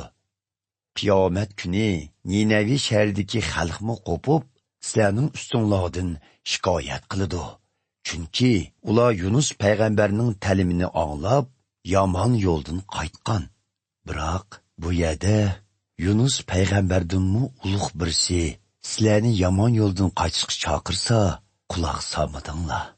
Qiyomat kuni Arabistondagi Shaba podshohligining ayol podshoyimi o'rnidan turib, sizlarning ustinglardan shikoyat qiladi. Chunki u podshoh Sulaymonning oqilona so'zlarini anglash uchun uzun yo'llarni besib kelgan. Mana hozir bu yerda podshoh Sulaymondanmi ulug'i bor. Jin biror odamning tenidan haydatilgandan keyin qurg'oq dalalarni orlab chiqib, turadigan joy izlaydi, biroq topamaydi va ilgiriki uyimga qaytay deydi. Shuning bilan jin u odamning teniga qaytib kelib, uning dilining yanili bo'sh, shundoqla pokiz tozalanib ratlangan uydak bo'lib qolganligini bayqaydi-da, o'zidanmi battar 7 jinni boshlab kirib, billa turdi. Buning bilan yilqi odamning keyingi holi burunqidanmi yomonlashib ketadi. Bu zamonning razil odamlarining holimi mana shundoq bo'ladi. Hazrati Ayso xalqqa davomli so'zlayotganda, onasi bilan inlari kelib, uning bilan so'zlashmoqchi bo'lib, tashqarida turishdi. Biraylan Hazrati Aysoga: "Onangiz va inlaringiz siz bilan so'zlashimiz deb sirtda turdi", dedi. "Kim mening onam? Kim mening inlarim?" dedi Hazrati Ayso u kishiga. Ondan u qo'li bilan shogirdlarini ko'rsatib: "Mana onam, mana inlarim. Chunki kim arishdagi otamning irodasiga amal qilsa, shu mening oki-inim, och-singlim va onamdir", dedi.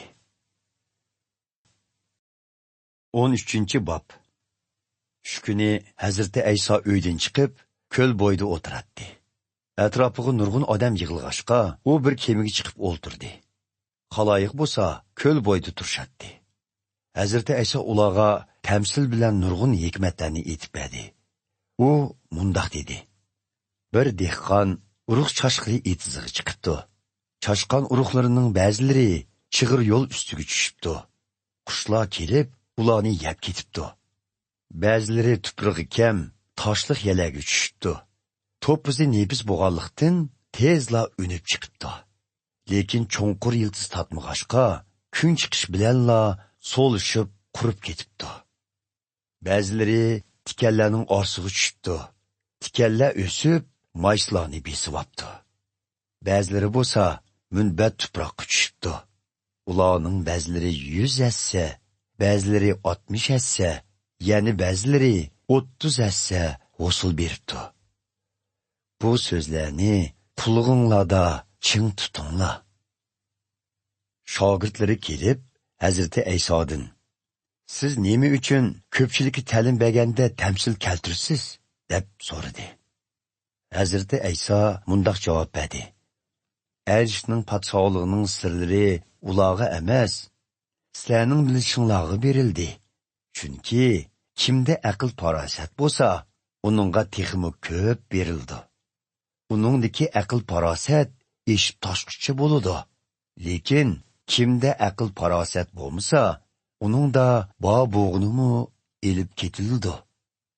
Ularga tamsil bilan so'zlashimning sababi shuki, ular qarasimi ko'maydi, anglasimi tingshmaydi, ham haqiqiy tushunmaydi. Buning bilan Xudoning Yeshoyo payg'ambar orqali oldin ola aytgan mo'nu so'zlari amalga oshirildi. Sözlerimni anglaysizlar, tushunmaysizlar. Qilganlarimga qaraysizlar, ma'nisini uqmaysizlar. Chunki bu xalqning zehni zaiflashgan. Ular quloqlarini etib ko'zlarini yumib olgan. Undaq bo'lmasidi, ko'zlari ko'ratdi, quloqlari anglaydi, zehni uyg'unib, manga qaytatdi. Men ularni saqaytatdim. Lekin sizlar naqadar baxtlik. Chunki ko'zinglar ko'rdi, qulog'inglar anglaydi. Bilib qo'yinglarki, burunqi nurg'un payg'ambarlar va durust odamlar sizlar ko'rgan va anglaganlarni ko'rishni va anglashni orzu qilgan bo'lsa-mu, murodiga yetamidi. Endi urug' chechish to'g'risidagi tamsilning ma'nosini anglanglar. Agar biri Xudoning podshohligi to'g'risidagi so'zni anglab turib tushunmasa, shayton kelib uning ko'ngliga tushgan so'zni elib ketadi. Bu dal chig'ir yo'l ustiga chechilgan urug'lardir. Tuprog'i kam, toshliq yalaga chechilgan urug'larga kelsak, ular Xudoning so'zini anglab, xushallik bilan darhol qabul qilganlarga tamsil qilingan. Holbuki Xudoning so'zi ularda yildiz tatmag'ashqa, ular uzunga bardoshlik bermaydi. Xudoning so'ziga ishonganligidan qiyinchilik yoki ziyonkashlikka uchrasa, Xudo yo'lidan darhol chatnab ketadi. Tikanlarning orasiga chechiligini shundoq odamlarga tamsil qilinganki, bu odamlar Xudoning so'zini anglasa-mu, lekin ko'ngliga bu dunyoning andishlari, boylikning eziq turishi kirib, Xudoning so'zini bo'g'ib etadi-da, ular hosilsiz qoladi. Munbat tuproqqa chechilgan urug'lar bo'lsa, Xudoning so'zini anglab, tushungan odamga tamsil qilingan. Bundoq odamlar albatta hosil beradi. Ba'zilari 100 hassa, ba'zilari 60 hassa, yana ba'zilari 30 hassa hosil beradi. Hazreti Ayso ularga boshqa bir tamsilni so'zlab berdi. Arishning podshohligi etizga yaxshi urug' chashqan odamga o'xshaydi. Bir kechsi hamma odam uyquga cho'mganda, u odamning dushmani kelib, bug'doyning orasiga yava o't urug'larini chechib etib ketibdi. Mayslar o'sib, bashaq chiqaganda, yava o'tlarni ko'rinishga boshlabdi. Xo'jayinning chakorlari kelib uningga, "Xo'jayin, siz etizga yaxshi urug' chashqan edingiz-ku, bu yava o'tlar nerdan kelib qoldi?" debdi. "Bu bir dushmanning ishi", debdi xo'jayin. Chakorlar, "Berib yava o'tlarni yulvatsa qandoq?" deb so'rabdi. "Yo'q, yava o'tlarni yulimiz desanglar, bug'doylarmi yulinib ketishi mumkin. Ularni o'sishiga qo'yib etinglar. O'rmi vaqtida men o'rmichlarga avval yava o'tlarni yulib, ko'ydirish uchun bog'lab yig'ib elinglar. Ondan bug'doylarni yig'ib, ombirimga qochilanglar deyman", debdi xo'jayin. Hazreti Ayso ularga yana bir tamsilni so'zlab berdi. Arishning podshohligi xuddi bir odamning etizga shashqan qicho urug'iga o'xshaydi. Qicho urug'i butun urug'larning ichida eng kichik bo'lsa-mu, u har qanday ziroatdan egiz o'sib, ko'chat bo'ladi. Hatto qushlarmi kelib, uning shoxlarida uvlaydi. Hazreti Ayso ularga boshqa bir tamsilni so'zlab berdi. Arishning podshohligi xuddi xemir turishga o'xshaydi. Ayol xemir turishni bir xolta unga qo'shib uyg'ursa, bu xemir turuch butun xemirni bo'ldiroladi. Hazreti Ayso bu ishlarning hammasini tamsillar bilan ko'pchilikka bayon qildi. U tamsil keltirmay turib, hech qanday ta'lim bermaydi. Buning bilan bir payg'ambar orqali oldin ola aytilgan mo'ni so'zlar amalga oshirildi. Ağzımni təmsil sözləş bilan açıman, dünya opirdi bolğandın beri sir bolup kelgan ishlarni tilga olaman. Shuningdan keyin Hazreti Ayso ko'pchilikdan ayrilib uyga kirdi. Shogirdlari yeniq kelib, etizdagi yava o'tlar to'g'risidagi tamsilni tushuntirib qo'ysingiz, dedi.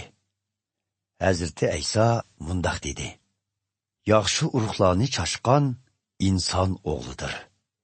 Etiz dunyo bo'lib, yaxshi urug'lar arishning podshohligining mirosxo'rlaridir. Yava o'tlar bo'lsa, shaytonga tava bo'lganlardir. Yava o't urug'larini chashqan dushman shaytondir. O'rmi vaqti zaman oxiri. O'rmichilar bo'lsa, farishtalardir.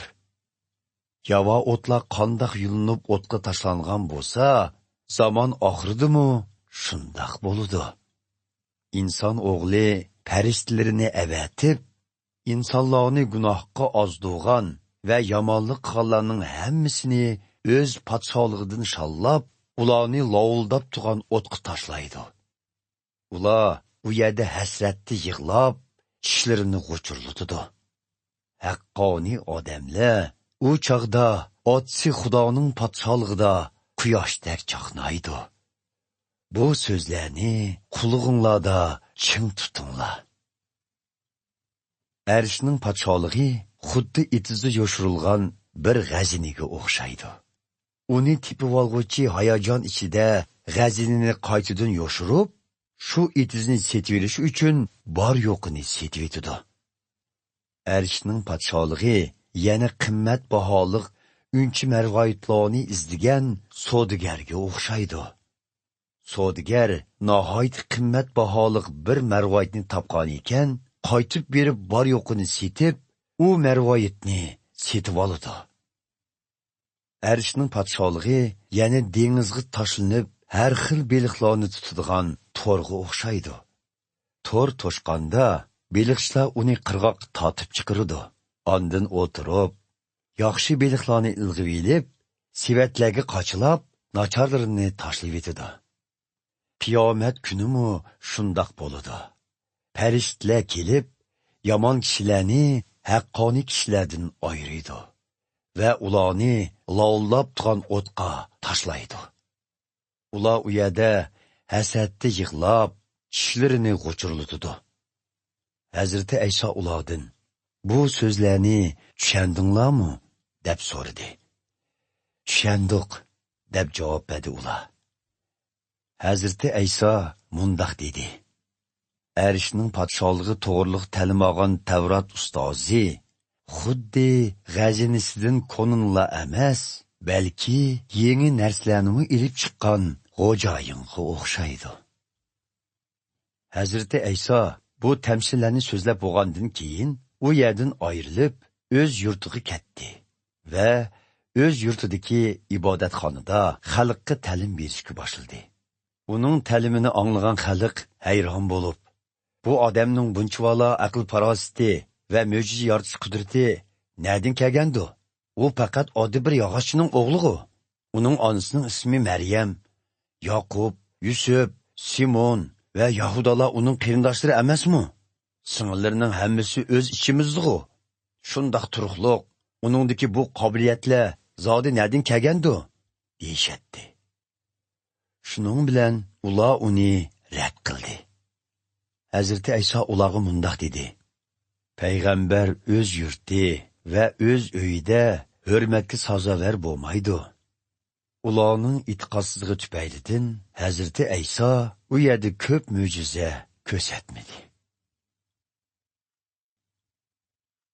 14-bob.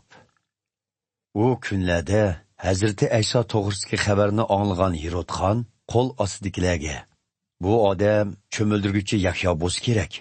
U cho'qim o'limdan tirilibdi.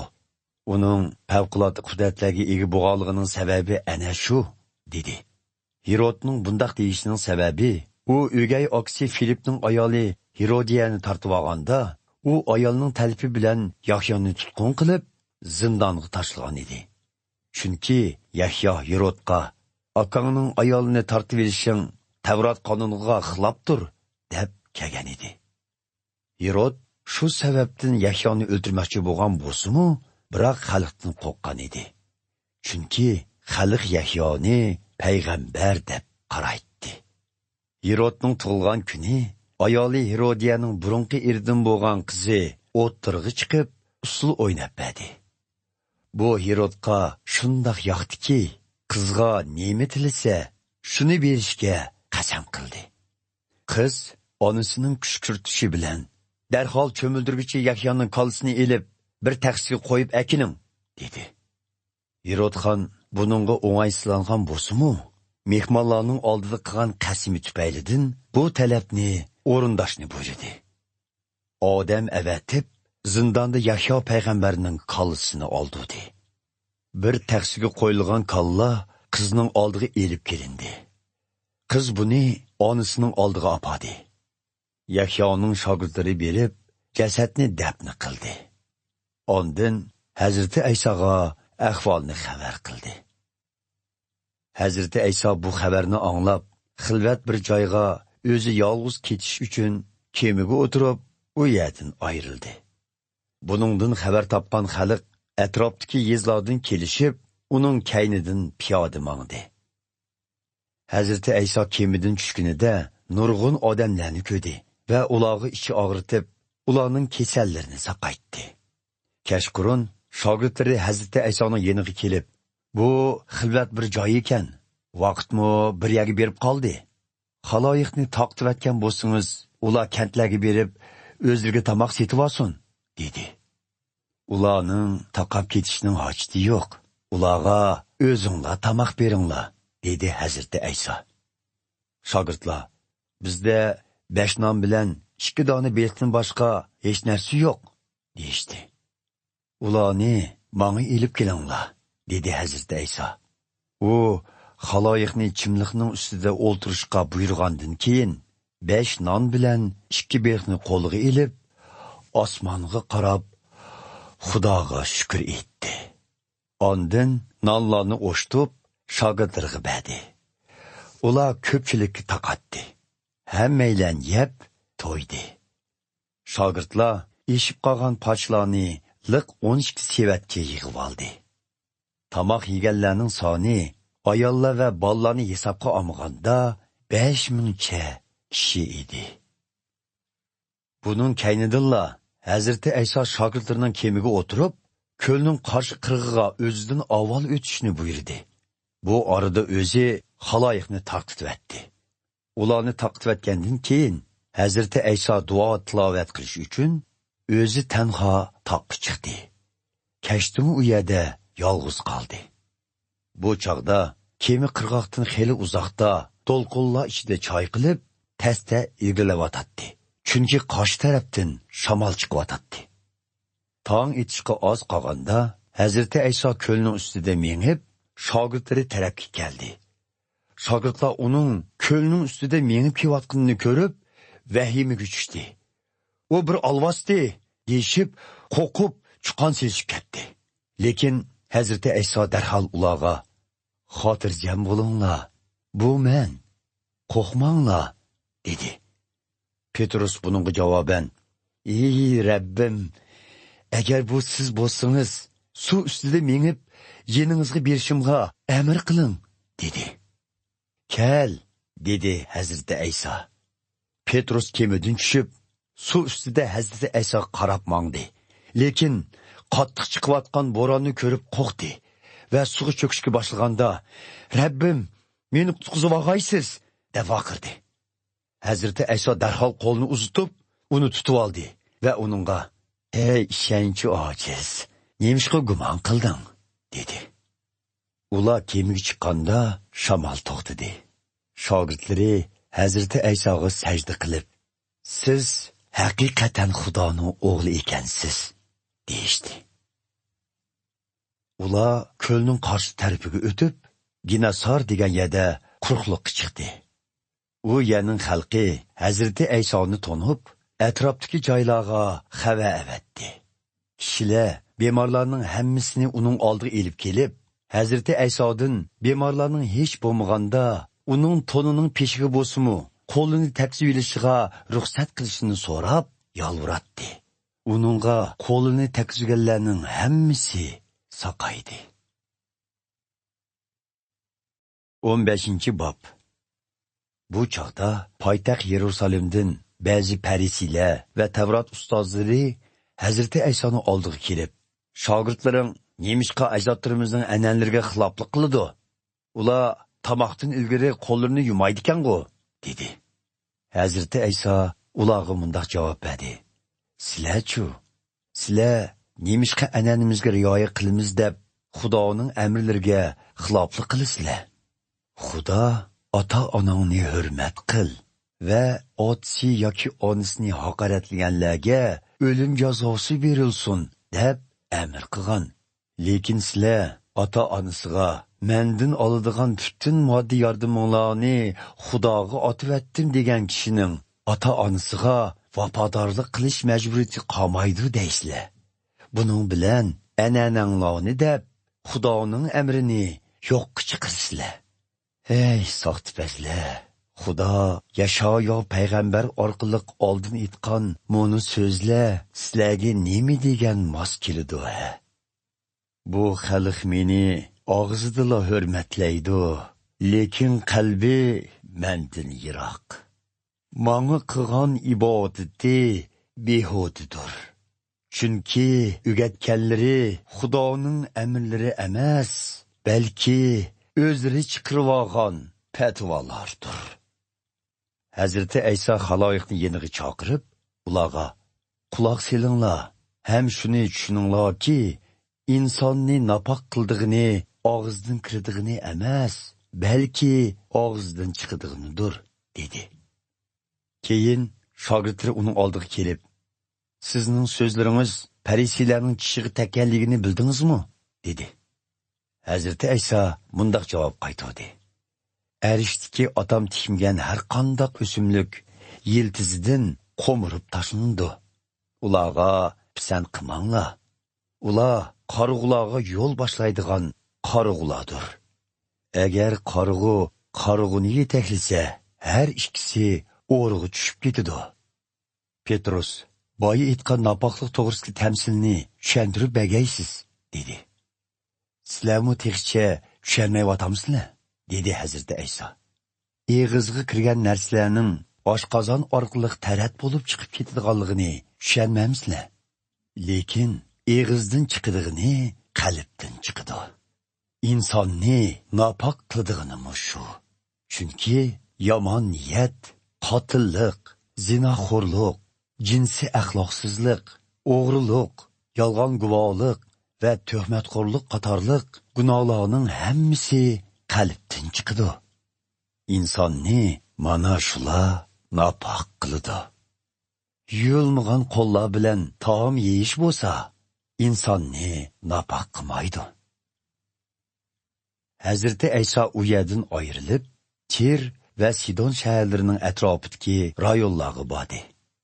U yerda o'rtoqlashgan kanonlardan bo'lgan bir ayol Hazreti Aysoning oldiga kelib, "Ey taqsir, podsho Davudning avlodi, holimga yetkaysiz. Qizimga jin choplashib olgan edi, holi bak xarob", deb zorildi. Lekin Hazreti Ayso u ayolga bir ig'izmi javob bermadi. Shogirdlari uning oldiga kelib, "Bu ayolni yo'lga sag'aysiz, kaynimizga egishib elib, yo'l bo'yi vaqirab yuridi", deb talab qildi.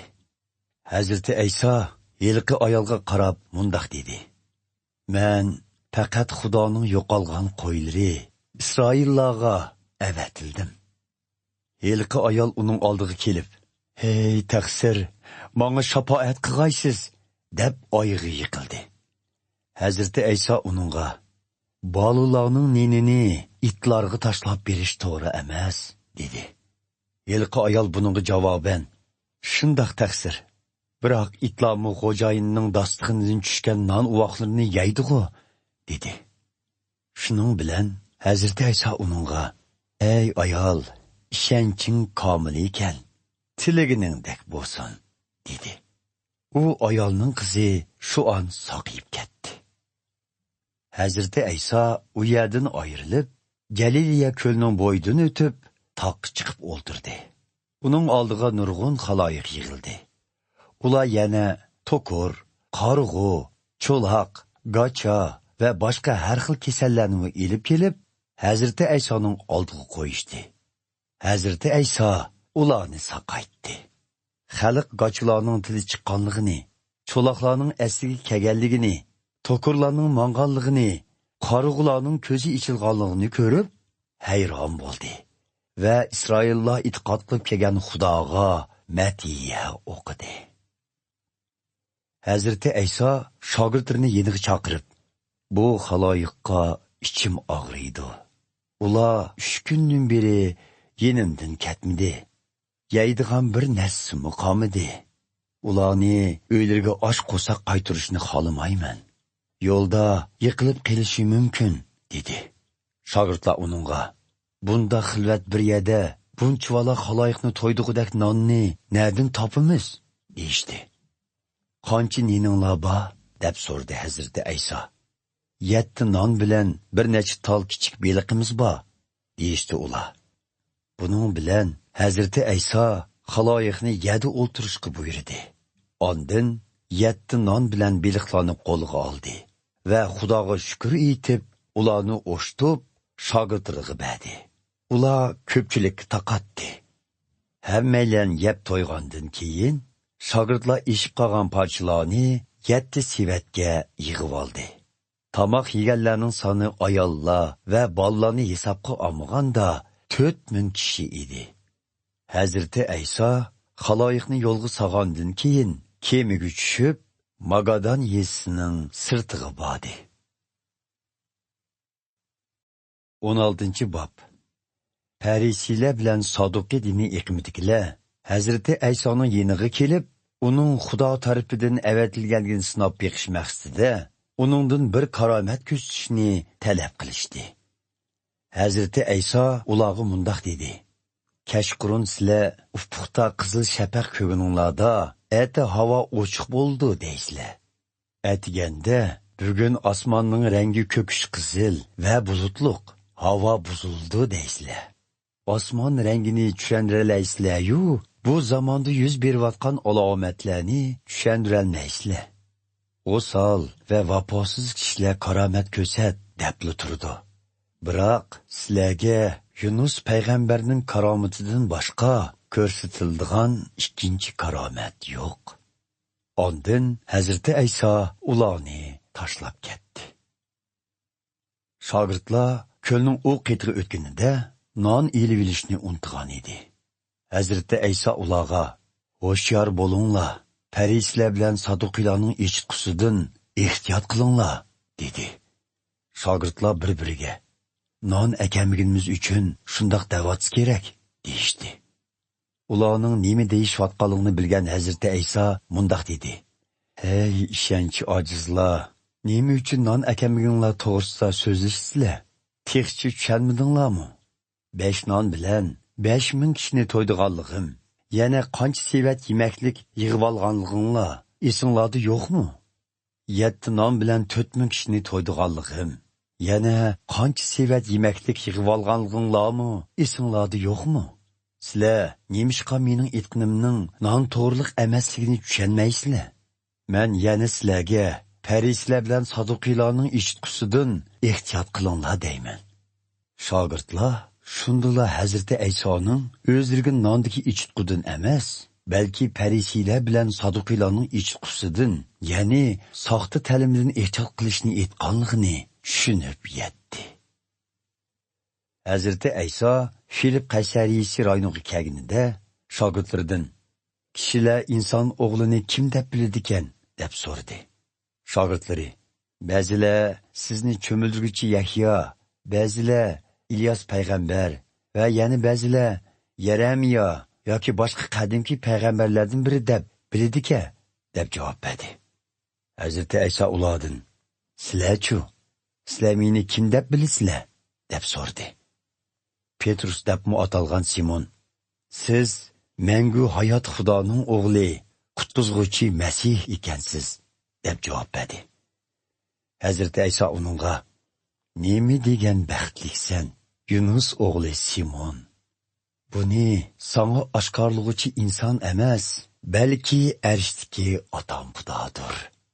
Sana shuni aytayki, sen bo'lsang Petrus, tosh. Men jamoatchiligimni bu tosh ustiga quraman. Uning ustidan o'limning kuchimi g'olib kelamaydi. Arishning podshohligining ochqichlarini sana beraman. Sening yer yuzida yo'l qo'yganlaring arishdimi yo'l qo'yilib bo'lgan bo'ladi. Sening yer yuzida yo'l qo'ymaganlaring arishdimi yo'l qo'yilmagan bo'ldi, dedi. Bu so'zlardan keyin Hazreti Ayso shogirdlarga o'zining qutqizuvchi Masih ekanligini hech kimga tinmaslikni topildi. Shuningdan keyin Hazreti Ayso o'zining Yerusalimga ketishi, oqsoqollar, oliy ruhoniylar va Tavrat ustozlari tarafidan ko'p azob uqubat tortishi, o'ldirilishi va 3-chi kuni tirildirilishi kerakligini shogirdlarga uqtirishga boshladi. Bu gapni anglagan Petrus Hazreti Aysoni bir chetga tortib, uni ayblab, "Ya Rabbim, nemishqa bundaq xiyolda bo'lasiz? Beshingizga bundaq ishlar asli kelmaydi", dedi. Lekin Hazreti Ayso Petrusga qarab, "Yo'qol ko'zimdan. Shaytondek so'zlayapsan. Sen menga putli qasham, sening o'ylaganlaring Xudoning emas, insonning xiyolidir", dedi. Keyin Hazreti Ayso shogirdlarga mundaq dedi: "Kim menga agishishni xolsa, o'z xohishidan voz kechib, o'zining krestini ko'tarib, menga agashsin. Chunki o'zi uchun yashaydiganlar aksicha hayotidan mahrum bo'ladi. Biroq o'z xohishidan voz kechib, mening uchun yashaydiganlar hayotlikka erishadi. Bir odam butun dunyoga ega bo'lib, hayotidan mahrum qolsa, buning nima foydasi bo'lsin? Nemini to'labmi hayotlikka erishgili bo'lsin? Inson o'g'li bo'lgan men, otamning shon sharifi ichida farishlari bilan kelib, hamma odamning o'z amaliga tushliq javob qaytaraman. Bilib qo'yinglarki, bu yerda tug'anlarning ba'zilari inson o'g'lining o'z podshohligi ichida kelganligini ko'migicha o'lmaydi." 17-bob. 6 kundan keyin Hazreti Ayso faqat Petrus, Yoqub va Yoqubning inisi Yuhannani ilib, egiz bir toqqa chiqdi. U yerda Hazreti Aysoning qiyofati ularning ko'z oldida o'zgarib, yuzi quyoshdek porildi. Kiyimlari nurdek oppoq bo'lib chaqnadi. To'satdan shogirdlarga Musa payg'ambar va İlyas payg'ambarning Hazreti Ayso bilan so'zlashayotganligi ko'rindi. Petrus Hazreti Aysoga: "Ey Rabbim, bu yerda bo'g'inimiz nima degan yaxshi? Xohlasangiz biri sizga, biri Musa payg'ambarga, yana biri İlyas payg'ambarga deb bu yerga 3 kapi yasay", dedi. Petrusning gapi tugamayla, parlaq bir bulut ularni qoplab oldi.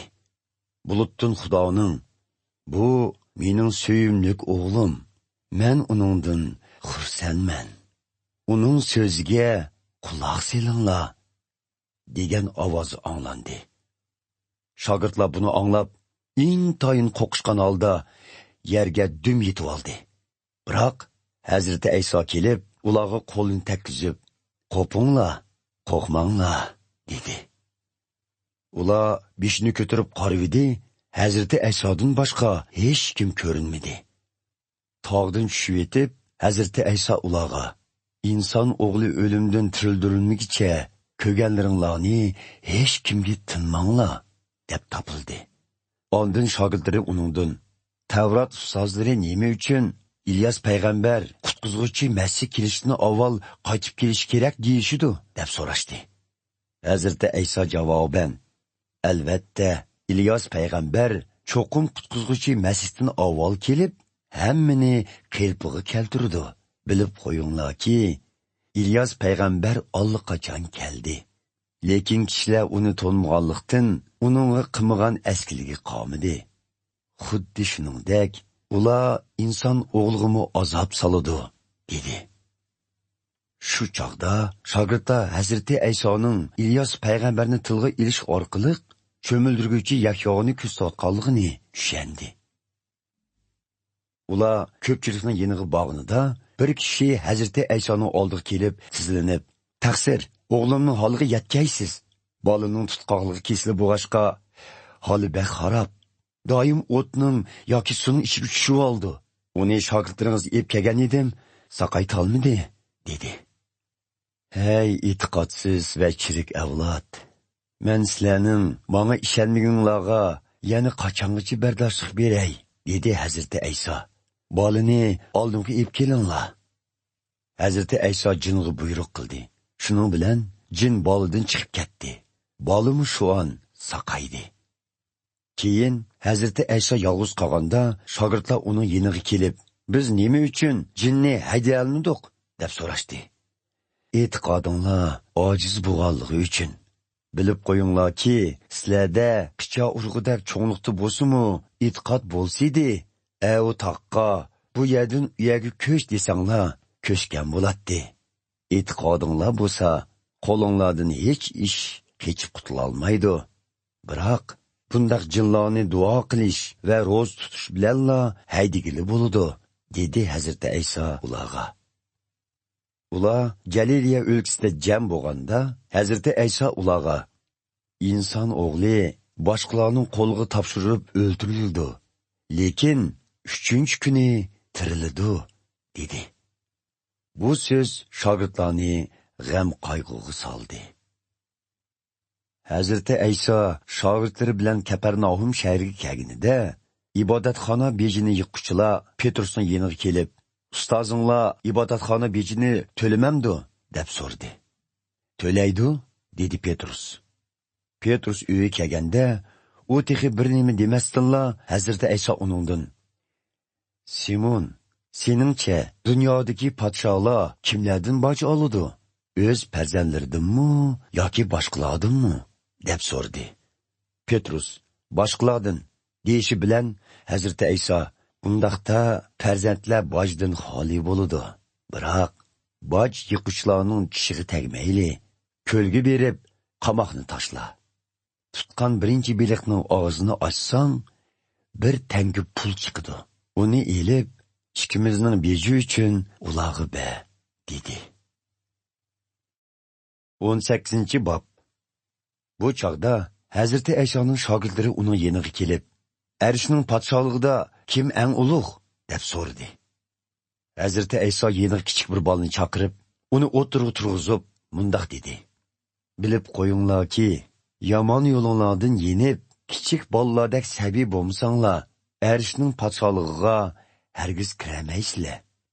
Kim o'zini kichik bolalardek to'van tutsa, u arishning podsholigida eng ulug' bo'ladi.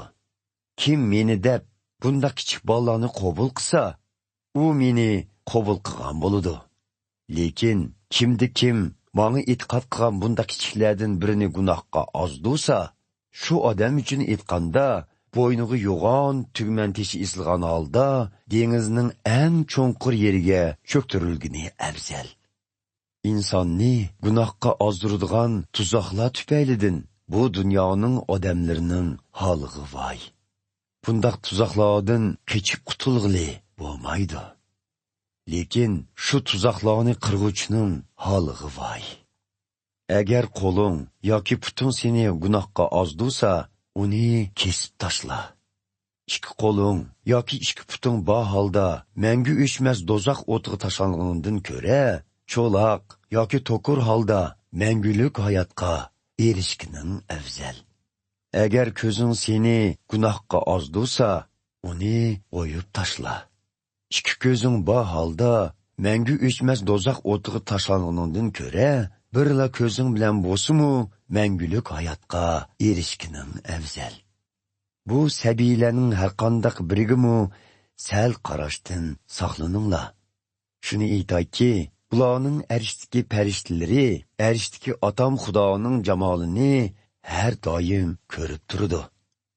İnson o'g'li ozg'an odamlarni qutqizg'ili keldi. O'ylab beqinglarchu, bir odamning 100 ta qo'yi bo'lib, uningdan biri odishib qolsa, u 99 qo'yni taqqa tashlab, Heliqi adashqan qo'yni izdimamdu. Bilib qo'yinglarki, agar uni tepib olsa, u qo'y uchun bo'lgan xushallig'i adashmagan 99 uchun bo'lgan xushallig'idan cho'ng bo'ladi. Shuningga o'xshash, arishdiki otanglarmu bu sabiylarning hech qaysisining ezib qilishini xohlamaydi. Agar qarindishing gunoh o'tkazib qo'ysa, uning yeniga berib, savalligini ko'rsatib be. Har qanday ish ishqinglarning orasida qolsin. Qarindishing so'zingni anglasa, uning bilan yarashib bo'lasan. Lekin anglamasa, sening aytganlaringning guvohchisi bo'lish uchun yana 1-2 kishini elib, uning yeniga borgin. Hamma ishda 2-3 odam guvohchi bo'lsin. Agar qarindishing ularning so'ziga quloq solmasa, ahvolni e'tiqodchilar jamoatchiligiga uqtirib qo'y. Agar ularnikiga quloq solmasa, uni butparas yoki insofsiz boshgir qatorida ku. Bilib qo'yinglarki, sizlarning yer yuzida yo'l qo'yguninglar arishdimi yo'l qo'yilib bo'lgan bo'ladi. Sizlarning yer yuzida yo'l qo'ymaguninglar arishdimi yo'l qo'yilmagan bo'ladi. Shuni yana bilib qo'yinglarki, yer yuzida oranglardan 2 kishi bir niyat, bir maqsadda bir narsani tilab duo qilsa, arishdiki otam ularning tiligini ijobat qiladi. Chunki 2 yoki 3 kishi mening nomim bilan qayada jam bo'lsa, men shu yerda ularning orasida bo'laman. Bu chaqda Petrus Hazreti Aysoning oldiga kelib, "Hey Rabbim, qarindishimning mening oldimda o'tkazgan qancha qitimli gunohini kechirishim kerak? 7 qitimmi?" dedi. Hazreti Ayso uningga, "Bilib qo'yginki, 7 qitim emas, 77 qitim." Demak, arishning podshohligi chakorlari bilan hisob kitob qilmoqchi bo'lgan bir podshohga o'xshaydi. Podshoh hisob kitobning boshlig'ida uningga millionlagan kumush tanga qarzlar bo'lgan bir chakor keltirilibdi. Chakorning to'lash iqtidori bo'lmaganlikdan podshoh uningga o'zini, xotin bola joqisi va bor yo'qini setib, qarzini to'lashni buyuribdi. Chakor yerga tizilib turib, xo'jayini podshohga, "Menga kengchilik qilg'ayla, butun qarzimni cho'qim to'layman", deb yolvuribdi. Xo'jayinning chakorga ichi og'rib, qarzini kechirim qilib, uni qo'yib beribdi. Lekin chakor u yerdan chiqib, o'ziga bir necha tanga qarzlar bo'lgan yana bir chakorni uchirtibdi. Uni tutib elib, bo'yni siqib turib, "Qarzingni to'la", debdi. Bu chakormi yerga tizilib turib, "Menga kengchilik qil, qarzimni cho'qim to'layman", deb yolvuribdi. Lekin boshdagi chakor buni rad qildi va uni zindonga tashiltib, "Butun qarzni to'lamaguncha zindonda yotsan", debdi. Bu ahvolni uqib, ichi intayin og'irgan boshqa chakorlar xo'jayinning oldiga berib, ahvolni boshdan oxir xabar qildi.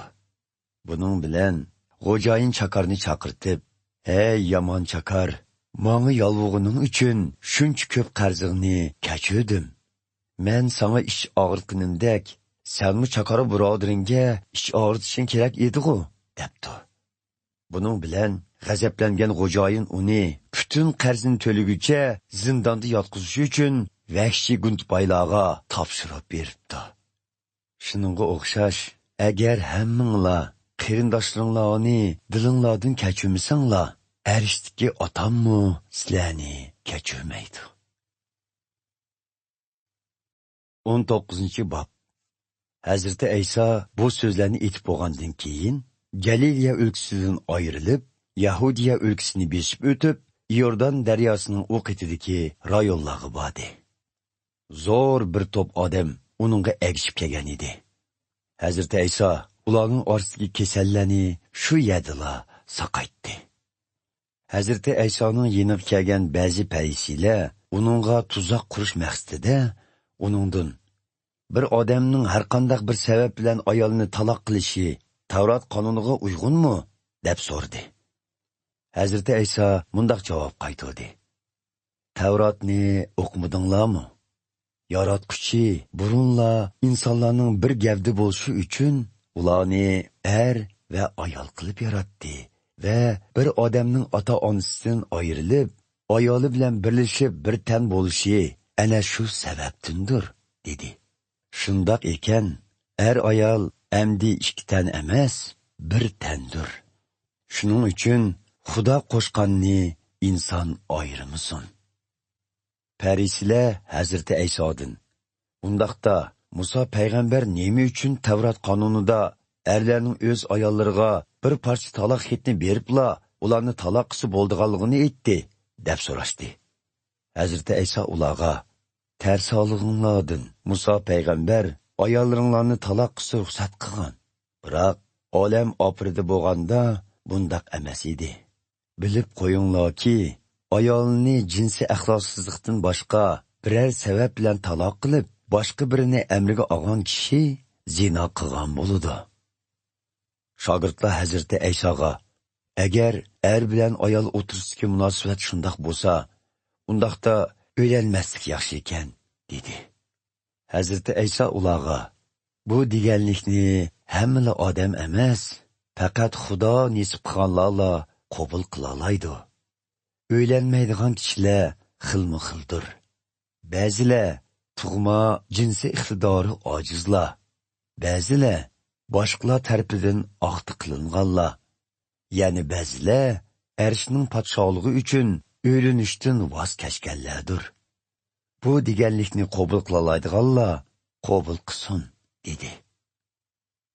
Qo'lini takkizib baxtilsin deb kishilar kichik bolalarni Hazrati Aysoni oldiga elib keldi.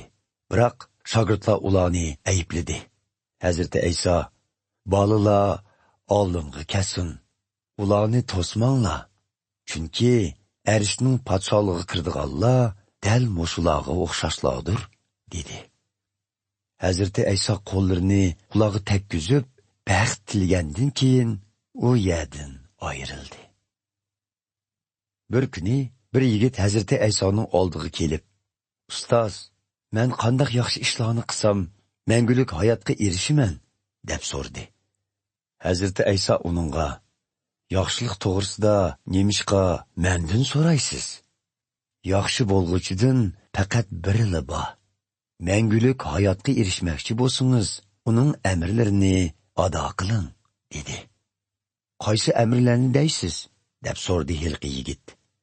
Hazrati Ayso mundoq dedi: "Qotillik qilma, zina qilma, o'g'rilik qilma, yolg'on guvohlik berma, ota-onangga hurmat qil va qo'shningni o'zingni so'ygandek so'y."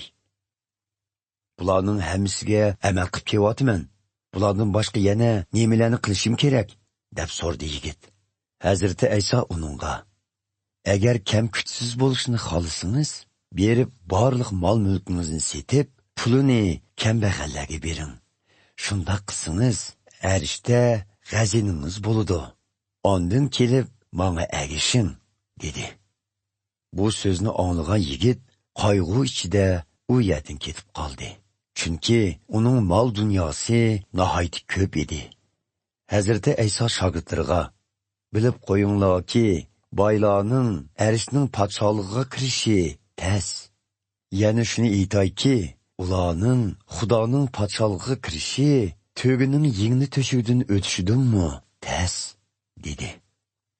Buni anglagan shogirdlar bakmu hayron bo'lishib: "Undaqda kim qutqizishga erishalaydi?" deb so'rashdi. Hazrati Ayso ularga qarab: "Bu insonlarning qo'lidan kelmaydi, lekin Xudo hammaga qodirdir", dedi. Buning bilan Petrus uningdan: "Mana biz hammani tashlab sizga agashdik. Biz bundan nimaga erishimiz?" deb so'radi. Hazrati Ayso ularga mundoq dedi: "Bilib qo'yinglarki, yangi dunyo yetib kelib, inson o'g'li shonliq taxtida o'tirganida, sizlar menga agashganlar 12 taxtda o'tirib, Isroillarning 12 qabilasiga hukmronlik qilasizlar. Meni deb o'ylari, qarindoshlari, ota-onasi, bolajoqlari yoki yer zaminlaridan voz kechganlarning hammasi yo'qotqanlardan 100 assa ortiqroqqa erishib, мәңгүлік hayotdan bahramon bo'ladi. Lekin shu chog'da nurg'un oldingi qatordagilar oxirqilar bo'ladi. Nurg'un oxirqilar oldingi qatorga chiqadi. 20-bob. Hazreti Ayso so'zini davomlashtirib mundaq dedi. Chunki arishning podshohligi bir yer egisiga o'xshaydi. Yer egisi uzumzorlig'ida ishlashga odam yollash uchun qoq saharda sirtqa chiqibdi. U ishlamchilarning kunigiga bir kumush tangidan berishga kelishib, ularni uzumzorlig'iga avatibdi.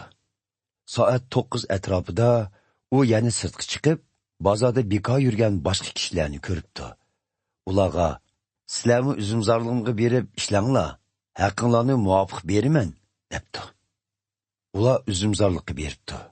Tush vaqtida va tushdan keyin soat 3larda u qaytib chiqib, yana shundoq ishlamchilardan bir nechini yollabdi. Soat 5larda chiqqanida u yerda turgan yana boshqalarni ko'rib, ulardan "Nima uchun bu yerda kun bo'yi bekor yursizlar?" deb so'rabdi. "Bizni hech kim yollamadi", deb javob qaytaribdi ular. "Bundaqda sizlarni uzumzorlig'imga berib ishlanglar", debdi yer egisi ularga. Kashquruligi yer egisi g'o'jidarga ishlamchilarni chaqirib, eng oxirida kelganlardan boshlab, eng avval kelganlargacha hammasining ish haqqini ber, debdi. Tushdan keyin soat 5da ishga tushganlar kelib, g'o'jidardan bir kumush tangidan ilishibdi. Eng avval ishga tushganlar texmi ko'p ish haqqi olamizg'u deb o'ylashibdi. Biroq ularga navbat kelganda, g'o'jidor ularga bir kumush tangidan beribdi. Ular ish haqqini olgandan keyin yer egisidan ranjib, keyin kelganlar faqat 1 soatli ishladi. Biroq siz ularga kun bo'yi qattiq issiqda azob chekkan bizga o'xshash haq berdingiz, deyishibdi. Yer egisi ularning biriga mundaq javob qaytaribdi. "Birodar, sana nohaqlik qilganim yo'q. Sen bilan bir kumush tangiga kelishmaganmidik? Haqqingni elib qaytib ketgin. Keyin kelganlarga sana o'xshash bo'lsam nima bo'pti? O'z pulimni o'zim bilgancha ishiltish huquqim yo'qmi? Sexiyligimni ko'rolmayotgamsan-ya." Demak, oxirgi bo'g'onlar kelgusida oldinqilar bo'ladi. Oldingi bo'g'onlar kelgusida oxirqilar bo'ladi. Hazreti Ayso Yerusalimga ketib etib, yo'lda 12 shogirdini bir chetga tortib, ularga mundaq dedi. "Mana biz hozir Yerusalimga ketyapmiz. İnson o'g'li oliy ruhoniylar va Tavrat ustozlariga topshirildi. Ular uni o'lim jazosiga mahkum qilib, Rimliklarga topshirib berdi. Rimliklar uni masxara qilib, qamchilab, krestga mixlaydi. Lekin u 3-kuni qayta tirildi." Shu chog'da Zabadiyning ayoli 12 shogird ichidagi 2 o'g'lini elib, Hazreti Aysoning oldiga keldi va uningga ta'zim qilib turib, bir talpi borligini aytdi. "Nima talpingiz bor?" deb so'rdi Hazreti Ayso. Ayol uningga, "Qabul qilg'aysiz. Sizning podshohlingizda bu 2 o'g'limdan biri o'ng yoningizda, biri so'l yoningizda o'ltirsin", dedi. "Sizlar nima talab qilganliginglarni bilmayapsizlar", dedi Hazreti Ayso. "Men ichadigan azob qadihini ichalamsizlar?" "Ichalaymiz", deyishdi ular. Hazreti Ayso ularga, "Sizlar haqiqatanmi mening azob qadihimga o'rtoq bo'lasizlar? Biroq o'ng yoki so'l yonimda o'tirishinglarga ruxsat qilish mening ixtiyorimda emas. Otam u o'rinlarni kimlarga tayyorlagan bo'lsa, shular o'ltirdi." Buningdan xabar topgan boshqa 10 shogird bu 2 qarindishidan xafa bo'ldi. Lekin Hazreti Ayso ularni yeniga chaqirib, mundaq dedi. "Sizlarga ma'lum, bu dunyodagi hukmronlar qo'l ostidagi xalq ustidan rahimsizlik bilan hokimiyat yurgizadi. Amirlari ularni qattiq qo'lliq bilan idora qiladi. Biroq sizlarning oranglarda bundaq ish bo'lmasin. Sizlardan kim martibalik bo'lishni xohlasa, u qog'onlarga xizmat qilsin. Kim oldinqisi bo'lishni xohlasa, u qolganlarning quli bo'lsin. İnson o'g'limi boshqalarni o'ziga xizmat qildirg'ili emas, boshqalarga xizmat qilg'ili va jinini pido qilish badiliga nurg'un odamlarni gunohdan ozod qilg'ili keldi. Ular Erixa shahridan ayrilganda top kishilar Hazreti Aysoga agishib mangdi. Yo'l bo'yida o'ltirgan ikki qarg'u Hazreti Aysoning u yerdan o'tib ketayotganini anglab, "Hey taqsir, podsho Davudning avlodi, rahim qilg'aysiz", deb tovladi.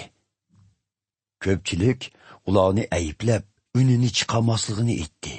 Lekin ular, "Ya Rabbim, ey podsho Davudning avlodi, bizga rahim qilg'aysiz", deb texmi unlik tovladi. Hazreti Ayso qadimini to'xtatib, ularni chaqirib, "Mendan nima talab qilasizlar?" deb so'radi. "Ya Rabbim, ko'zlarimizni ochqaysiz", deyishdi ular. Ularga ich og'ritgan Hazreti Ayso ularning ko'zlariga qo'lni tekkizgan edi, ko'zlari shu an ichilib ketdi. Ular Hazreti Aysoga agishib mangdi. 21-bob.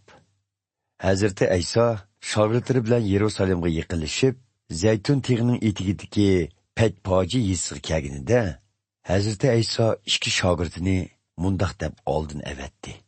"Sizlar oldimizdagi yeziga beringlar.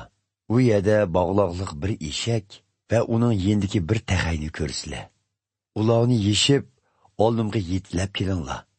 Birsi sizlarga bir nima desa, Rabbimizning bularga hojati tushdi denglar. U mu darhol talpinglarga qo'shiladi." Bu vaqa payg'ambar orqali aytilgan bunu so'zlarni amalga oshirdi. "Yerusalim xalqiga aytinglar, mana podshoyinglar kelyotidi. U kichik piyillik bilan bir eshakka, taxayga minib, sizlarning yeninglarga kelyotidi." Heliqi ikki shogird berib, Hazreti Aysoning deganini qildi. Eshak bilan taxayni yetlab kelib, üstleriga chaponlarini soldi va Hazreti Aysoni ustiga mindirdi. Nurg'un kishilar chaponlarini yo'lga poyandoz qilib soldi. Ba'zilari daraxt shoxlarini kesib, yo'lga yoydi. Oldida mangan va kaynidan agashgan xaloyiq, "Podsho Davudning avlodi uchun Xudoga shukr. Parvardigorimizning nomida kelguchiga muborak bo'lsin. Arshi alodiki Xudoga shukrlar o'qilsin", deb vaqirishadi. Hazreti Ayso Yerusalimga kirganda butun shahar larziga keldi. Kishilar, "Bu kimdu?" deyishadi. Xaloyiq, "Bu Galiliya o'lkasining Nosira shahridan bo'lgan Ayso payg'ambar", deb javob berishadi. Hazreti Ayso markaziy ibodatxona hovlilariga kirib, u yerda ilm setim qilayotganlarning hammasini haydab chiqardi. Pul tegishganlarning shiralarini va kaptar sotquchilarning o'rindiqlarini o'rib etib, ularga, "Muqaddas yozmalarda Xudoning mening uyim duo tilavatxona deb atalsin" degan so'zi yozilgan. Lekin sizlar uni bulanchilarning uvisiga aylantiryapsizlar, dedi. Hazreti Ayso ibodatxona hovlilarida oldiga ilib kelingan qarg'u va to'qirlarni saqaytdi. Lekin oliy ruhoniylar bilan Tavrat ustozlari uning yaratgan mo'jizalarini va ibodatxonada podsho Davudning avlodi uchun Xudoga shukr deb tovulgan bolalarni ko'rib g'azablandi. Ular Hazreti Aysodan, "Bu bolalarning nima davatqanligini anglayotamsan?"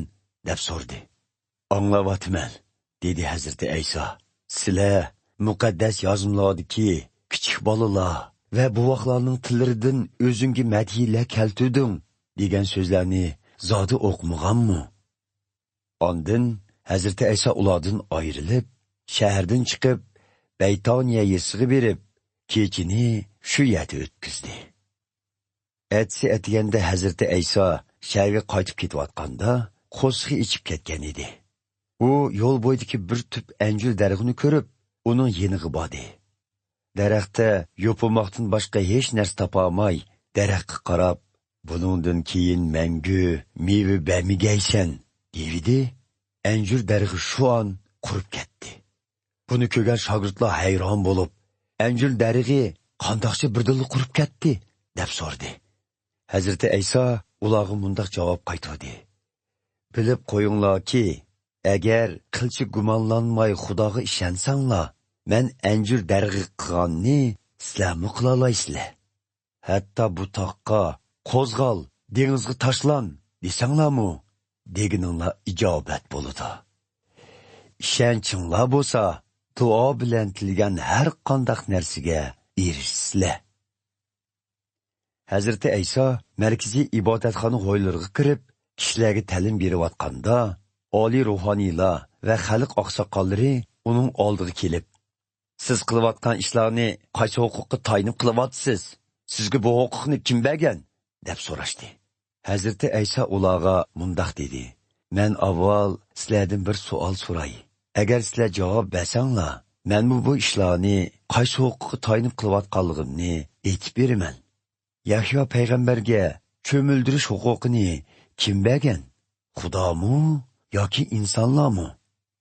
Ular o'zaro munozara qilishga boshlab, agar Xudo bergan desak, undaqda sizlar nima uchun Yahyoga ishonmadinglar deydi. Agar insonlar bergan desak, xalqning g'azabidan qo'rqmasak bo'lmaydi, chunki ular Yahyoni payg'ambar deb qaraydi, deyishdi. Buning bilan ular Hazrati Aysoga bilmaymiz deb javob berishdi. Undaqda men bu ishlarni qaysi huquqqa tayanib qilayotganligimni aytmayman, dedi Hazrati Ayso ularga. Hazrati Ayso so'zni davomlashtirib, sizlar bu ishga qanday qaraysizlar? Bir odamning 2 o'g'li bor ekan. U cho'ng o'g'liga, o'g'lim, bugun uzumzorlikqa berib ishligin, debdi. Bormayman, debdi o'g'li. Lekin keyin pushaymon qilib, yanila beribdi. U odam ikkinchi o'g'liga shundoq debdi. U, xo'p dada, boray, debdi-yu, lekin bormabdi. Bu ikkilarning qaysisi otasining buyrug'ini o'rindigan bo'ladi? Cho'ng o'g'li, deb javob berdi ular. Hazrati Ayso ularga mundaq dedi: Bilib qo'yinglarki, insofsiz bojirlar bilan poyishlar Xudoning podshohligiga sizlardan burun kiradi. Chunki garchi Yahyo payg'ambar sizlarga haqqoniyat yo'lini ko'rsatgili kelgan bo'lsa-mu, sizlar uningga ishonmadinglar. Lekin bojirlar bilan poyishlar uningga ishondi. Sizlar buni ko'rib turib, gunohinglarga tavba qilib, uningga ishonmadinglar. Yana bir tamsil anglanglar. Bir yer egisi bir uzumzorlik barpo qilib, atrofini chitlabdi. Musallas ishlash uchun uzumzorlikqa bir ko'lchak qozdiribdi va bir ko'zatxona yostibdi. Keyin uzumzorlikni ijaraga berib, o'zi yiroq bir yerga ketibdi. Uzum uzish vaqti kelganda, o'ziga tegish hosilni akilishi uchun qullarini ijorakashlarning yeniga avatibdi. Lekin ijorakashlar qullarni tutib elib, birini dumbalabdi, birini o'ltirib yetibdi, yana birini chomi kesak qilibdi. Yer egisi bu qitim oldingidanmi ko'p qullarni avatibdi. Biroq ijorakashlar ularga shundoq muomala qilibdi. Oxirda yer egisi o'g'limni hurmat qila deb uni avatibdi. Lekin ijorakashlar yer egisining o'g'lini ko'rib, o'zaro bu bo'lsa mirosxo'r, kelinglar, uni o'ltirib yetib, uzumzorligini egilab olayli, deyishibdi. Shunda qilib, uni tutib uzumzorlikni sirtiga so'rab ochiqib, o'ltirib yetibdi. Bundaq ahvolda uzumzorlikning xo'jayini kelsa, ijorakashlarni qanday qiladi? Ular Hazrati Aysoga bu vahshiy odamlarni qo'rqinchli shaklda yo'qitdi. Uzumzorlikni bo'lsa, ijorisini o'z vaqtida topshirgan kishilarga ijaraga berdi, deb javob berishdi. Hazrati Ayso ulardan so'radi: Zaburdagi muni so'zlarni zodi o'qimaganmidinglar? Tomchilar tashlavatgan tosh qurilishning ul tishi bo'lib qoldi. Bu Parvardigor tarafidandir. Biz uchun ajoyib bir ishdir. Bilib qo'yinglarki, sizlar shu sababdan Xudoning podshohligidan mahrum qilinsizlar. Xudoning irodasi bo'yicha yashaydigan kishilar uningga ega bo'ladi. Bu toshga yiqilgan kishi pora bo'lib ketadi. Tosh kimning ustiga tushsa, shuni hukm talqon qilib etidi. Oliy ruhaniylar va parisiylar Hazreti Aysoning aytgan tamsillarini anglab, ularni o'ziga qartib etganligini tushundi. Uni tutishni o'ylisimu, xalqdan qo'rqishdi. Chunki xalq uni payg'ambar deb qaraydi. 22 bob. Hazreti Ayso ularga yana tamsil bilan mundoq dedi. Arishning podshohligi xuddi bir podshohning o'g'li uchun tayyorlagan to'y ziyofatiga o'xshaydi. To'y kuni podshoh ziyofatga taklif qilingan mehmonlarni chaqirish uchun chakorlarni avatibdi. Lekin mehmonlar kelishni xohlamabdi. Buning bilan podshoh yana boshqa chakorlarni avatib, ularga, mehmonlarga, qaranglar, ziyofat tayyor bo'ldi. Öküz va semiz mollar so'yildi. Hamma narsa tayyor. Ziyofatga marhamat danglar, deb toplabdi. Biroq mehmonlar ularning so'zlarini e'tiborga olmay, biri etisiga ketsa, yana biri tijoratiga ketibdi. Qolganlari hilqi chakorlarni tutib olib, qattiq urib, o'ldirib yetibdi. G'azabga kelgan podshoh lashkarlarini chiqarib, u qotillarni yo'qitib, ularning shahriga o't qo'yib yetibdi. Ondan chakorlarga to'y ziyofati tayyor. Lekin chaqirilganlar loyiq bo'lib chiqmadi. Endi sizlar yo'l ochanlarga berib, pushatqonligi odamlarning hammasini to'yga taklif qilinglar, debdi. Buning bilan chakorlar yo'l ochanlarga chiqib, yaxshi bo'lamdi, yomon bo'lamdi, pushatqonligi odamlarning hammasini yig'ibdi. To'y bo'lgan o'rin mehmonlar bilan to'libdi. Podshoh mehmonlar bilan ko'rishchilik kelganda, u yerda to'y kiyimi kiygan bir kishini ko'ribdi. Podshoh uningdan, "Birodar, to'y kiyimi kiymay bu yerga qanday kirding?" deb so'rabdi. Biroq u kishi hech qanday javob bera olmabdi. Podshoh chakorlarga, uning put-qo'llarini bog'lab, tashqariga, qorong'ulikqa chiqib tashlanglar. U yerga tashlanganlar hasratda yig'lab, ishlarini g'uchurlutidi, debdi. Oxirida Hazreti Ayso, taklif qilinganlar ko'p, lekin tanlanganlar oz, dedi. Buning bilan parislar u yerdan ketib, qandoq qilib Hazreti Aysoni o'z so'zlari bilan tuzoqqa tushirish haqida maslahatlashdi.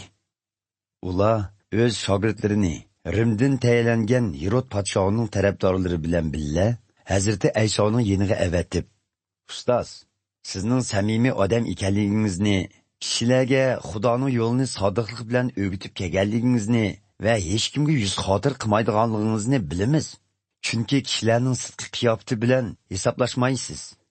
Qani, aytib bergaysiz. Rim imperatori Qaysarga bosh topshirishimiz Tavrat qonunimizga xilofmi qandoq?" deyishdi. Ularning yomon niyatini bilgan Hazreti Ayso, "Hey soxtipazlar, nemishqa meni so'zim orqali ilindirmoqchi bo'lyapsizlar? Boshqa topshiradigan pulinglarni menga ko'rsatinglar-chu", dedi. Ular bir dona kumush tanga akeldi. Hazreti Ayso ulardan, "Buning ustidagi surat va ism kimning?" deb so'radi. "Rim imperatori Qaysarning", deb javob berdi ular. "Undaq bo'lsa, Qaysarning haqqini Qaysarga, Xudoning haqqini Xudoga topshiringlar", dedi Hazreti Ayso ularga. Ular bu so'zni anglab, hayron bo'lishdi-da, Hazreti Aysoning yenidan ketib qoldi. Shu kuni o'lganlar tirilmaydi deb qaraydigan Saduqiy diniy eqimliklar Hazreti Aysoning oldiga kelib, "Ustoz, Musa payg'ambar Tavratda bir kishi farzand ko'rmay o'lib ketsa, uning aka yoki inisi tul qolgan yangisini amriga elib, qerindishi uchun nasl qoldirishi lozim deb ta'lim bergan. Burun bu yerda 7 oq-uqi bor edi. Cho'ngi o'langandan keyin olamdan o'tdi. Farzand ko'mganlikdan keyindiki inisi yangisini amriga oldi. Biroq u farzand ko'may olamdan o'tib, ayoli keyindiki inisiga yotliq bo'ldi. Bu ish toki 7-inisigacha davomlashdi. Oxirida u ayolmi olamdan o'tdi. Endi so'raydig'imiz shuki, qiyomat kuni bu ayol 7 oq-uqidan qaysisining ayoli bo'lib tiriladi? Chunki uni hammasi amriga olganda." Hazreti Ayso ularga mundoq javob berdi: sizlar muqaddas yozimlarni va Xudoning qudratini bilmaganliginglar uchun xatolisizlar. O'limdan tirilgandan keyin insonlar arshdagi farishtalarga o'xshash xotin olmaydi, erga tegmaydi. O'limdan tirilish masalasi haqida Xudoning sizlarga degan so'zini o'qimadinglarmi? Ajdodlarimiz Ibrohim, İshak va Yoqublar burun olamdan o'tgan bo'lsa-mu, Xudo ularni tirik hisoblab, "Men İbrahim, İshak va Yoqublar e'tiqod qilib kelgan Xudo bo'laman" deydi. Demak, Xudo o'liklarning emas, tiriklarning Xudosidir. Bularni anglagan xalq uning ta'limidan dong ketib kelishdi. Parisiylar Hazreti Aysoning Saduqiylarning og'zini tuvoqlaganligini anglab, bir yerga jam bo'lishdi. Ularning orasidagi bir Tavrat ustozi Hazreti Aysoni sinash maqsadida uningdan: "Ustoz, Tavrat qonunidagi eng muhim amr qaysi?" deb so'radi. Hazreti Ayso uningga mundaq dedi: "Parvardigoring bo'lgan Xudoni butun qalbing, butun jining, butun zehning bilan so'ygin. Oldingi va eng muhim amr mana shu. Uningga o'xshash muhim yana bir amr bo'lsa, qo'shningni o'zingni so'ygandek so'y." Bütün Tavrat qonuni va payg'ambarlarning ta'limotlari bu ikki amrni asos qilgan. Qutquzg'uchi Masihning salohiyati. Parislar to'pishib turganda Hazrati Ayso ulardan: "Qutquzg'uchi Masih to'g'risida nima o'ylayapsizlar? U kimning avlodi?" deb so'radi. "Davud podshoning avlodi" deyishdi ular. Hazrati Ayso mundaq dedi: "Undaqda nima uchun Davud podshoh muqaddas ruhning ilhomi bilan qutquzg'uchi Masihni Xo'jayinim deb ataydi? Davud Zaburda mundaq degan-ku: Parvardigor Xo'jayinimga aytdiki, men sening dushmanlaringni oyog'ing ostida dasatguncha mening o'ng yonimda o'ltirg'in." Qutquzg'uchi Masih Podshoh Davudning avlodi bo'lsa-mu, lekin Podshoh Davud Masihni Xo'jayinim degan yerda Masih uningdan ulug' bo'lmamdi. Hazrati Aysoga hech kim gap qaytara olmadi. Shu kundan e'tiboran hech kim uningdan savol so'rashga petin olmadi. 23-bob. Shundan keyin Hazrati Ayso xaloyiqqa va shogirdlarga mundaq dedi: "Tavrat ustozlari va farislarga Musa payg'ambar orqali tushirilgan Tavrat qonuniga ta'bir berish huquqi berilgan. Shunga ularning so'zlarini anglab, deganlarini qilinglar, lekin qilganlarini qilmanglar. Chunki ular o'zining deganiga o'zlari amal qilmaydi. Ular qattiq diniy qoidalar orqali ig'ir yuklarni boshqalarning zimmasiga ortib qo'ydi. Lekin o'zlari bu yuklarni ko'tarishga barmoqlarini mirdiltishni xohlamaydi. Ular hamma ishlarni boshqalarga ko'z qilish uchun qiladi. O'zlarini taqvodor ko'rsatish uchun oyat qutisining cho'ngini chigib elib, to'llarining chuchularini uzun sangiltib qo'ydi. Ziyofatlarda to'rda, ibodatxonlarda alohida o'rinda o'tirishga amroq keladi. Bozorlarda kishilarning o'zlarini hurmatlab, salom berishi va ustoz deb atishidan huzurlanadi. Biroq sizlar ustoz deb atilishga ko'nmanglar. Chunki sizlarning yolg'iz birla ustozinglar bor. Uning ustiga hammanglar bir-biringlarga qarindosh. Yer yuzida hech qanday kishini hurmatlab otam demanglar. Chunki faqat birla otanglar bor. U bo'lsa-mu arishdiki otanglardir. Sizlar Xo'jayin deb atilishga ko'nmanglar. Chunki faqat birla Xo'jayininglar bor. U bo'lsa-mu qutquzg'uchi Masihdir. Oranglarda eng martabalik bo'lgan kishi qolganlarga xizmat qilsin.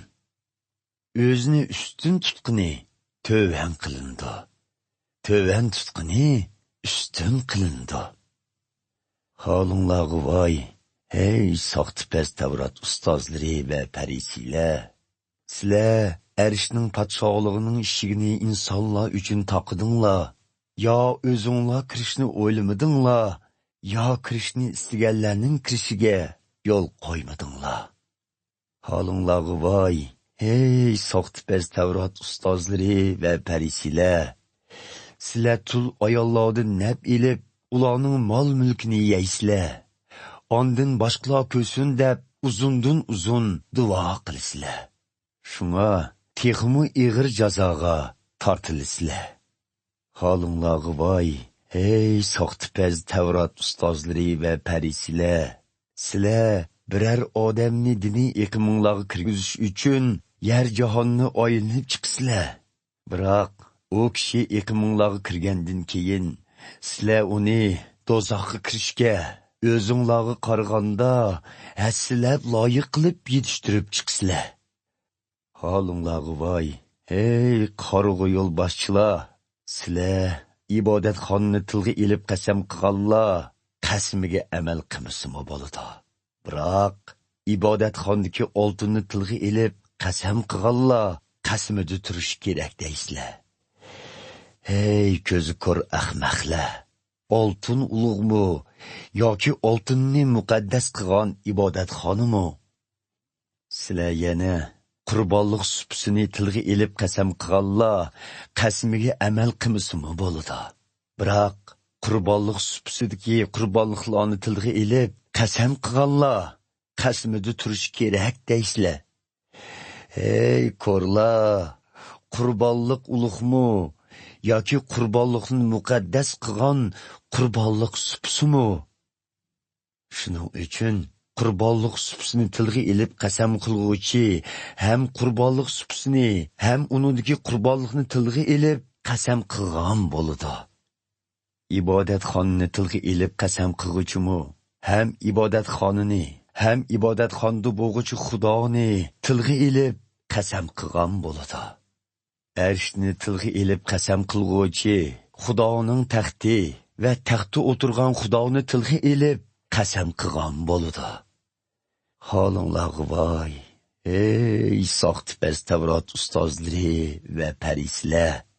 Sizlar hatto yolpuz, orpa badiyon va zirlarning 10dan 1 ulushini Xudoga ataysizlar-yu. Biroq Tevrat qonunining texmi muhim taraflari bo'lgan haqqoniylik, rahimdillik va sodiqlikqa sal qaraysizlar. Oldi bilan bu ishlarni o'rindishinglar kerak. Boshqa ishlarga kelsak, bularimiz sal qarashqa bo'lmaydi. Ey qarg'u yo'l boshchilar, sizlar chinanglarga tushgan kichikina poshinimi suzib ilivitsizlar. Lekin biror to'gini butun peti yutib etisizlar.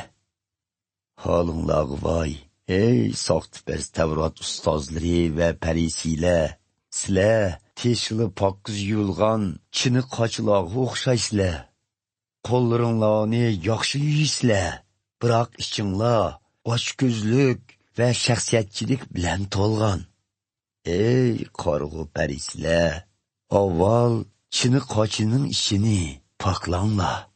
Shundaqda teshimu pok bo'ladi. Holinglarga voy, ey soxtipez Tevrat ustozlari va parisilar. Sizlar oqartib qo'yilgan, sirtqi ko'rinishchi chiroyliq, lekin ichi o'lik ustixon va har xil chirg'an narsalarga to'lgan qabrlarga o'xshaysizlar. Teshinglardan kishilarga durust odamlardek ko'rinsizlar, lekin ichinglar soxtipezlik va yomonlik bilan to'lgan. Holinglarga voy, ey soxtipez Tevrat ustozlari va parislar. Payg'ambarlarning qabrlarini yosidinglar, odillarning obidlarini bezidinglar. Ajdodlarimizning zamonida yashagan bo'lsak edik, ularning payg'ambarlarning jiniga zomin bo'lgan qilmishlariga sherik bo'lmaydiq deysizlar. Demak, ajdodlarimiz degan so'zinglar bilan payg'ambarlarni o'ldirganlarning navrlari ekanliginglarga o'zinglar guvohlik berdinglar. Shundoq ekan, ajdodlaringlar boshlab bergan ishni ado qilinglar. Ey zaharlik yilonlar, yilonning avlodlari, do'zax azobidan qandoq qutulalasizlar? Mana shuning uchun sizlarga payg'ambarlar, oqillar va diniy ulamalarni avatib turman. Sizlar ularning ba'zilarini o'ltirsizlar, krisga mixlaysizlar, ba'zilarini ibodatxonalaringlarda darga bossizlar, shahardan shaharga qo'g'laysizlar. Shundoq qilib, begunoh Hobilning o'tilishidan tortib, toki Barakiyaning o'g'li ruhoniy Zakariyaning markaziy ibodatxonadagi muqaddas joy bilan qurbonlik supasining oralig'ida o'ltirishgichi bo'lgan hamma begunohlarning yer yuzida iqitilgan qon qarzlariga javob berisizlar. Bilib qo'yinglarki, shu qilmishlarning jazosining hammasi mushu zamonning odamlarining bo'yniga tushadi.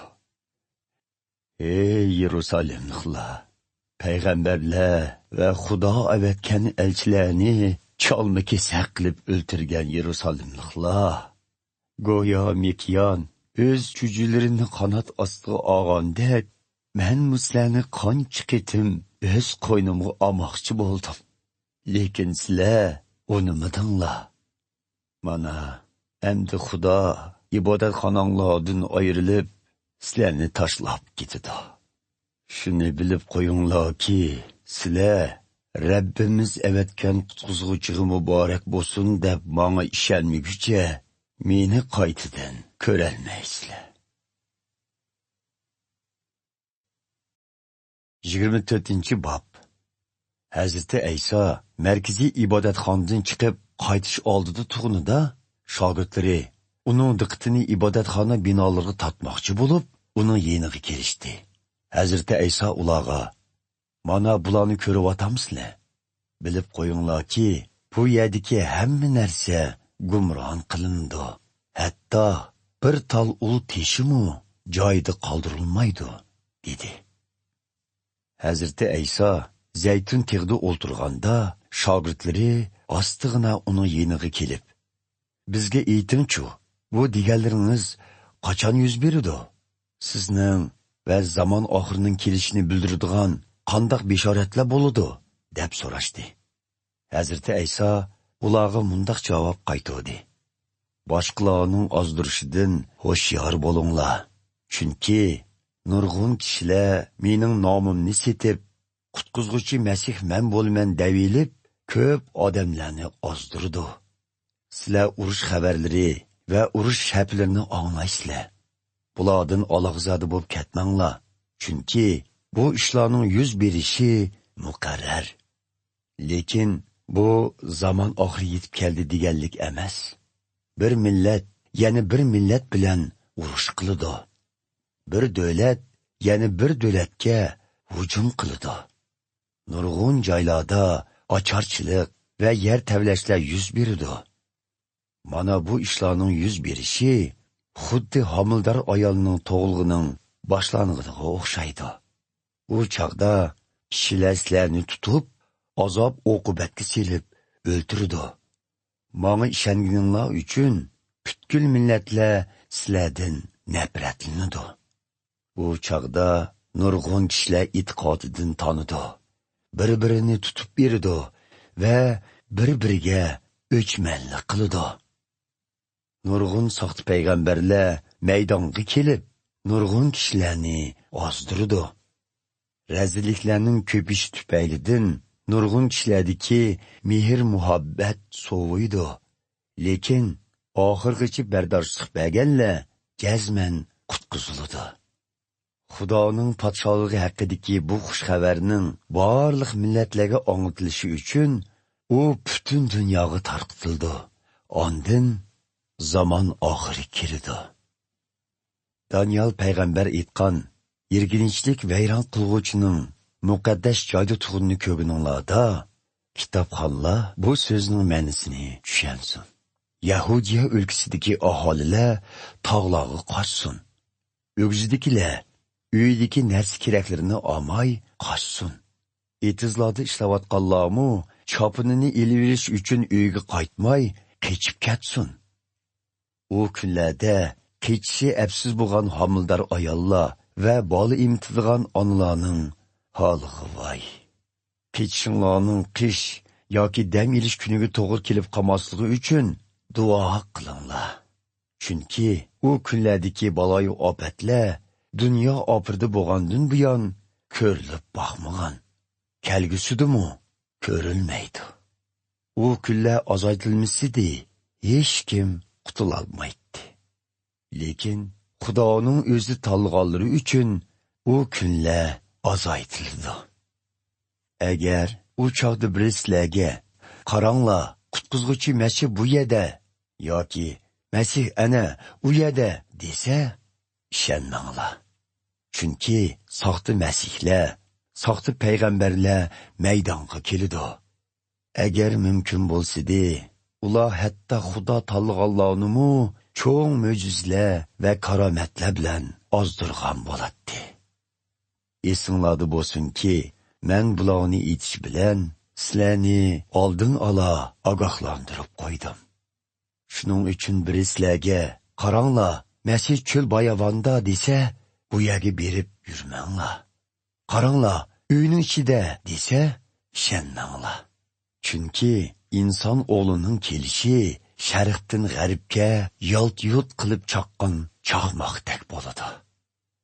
Quzg'unlarning to'planishi jasadning shu yerda ekanligini ko'rsatgandek, bu alomatlar men tilga olgan ishlarning yuz berishining muqarrar ekanligini ko'rsatdi.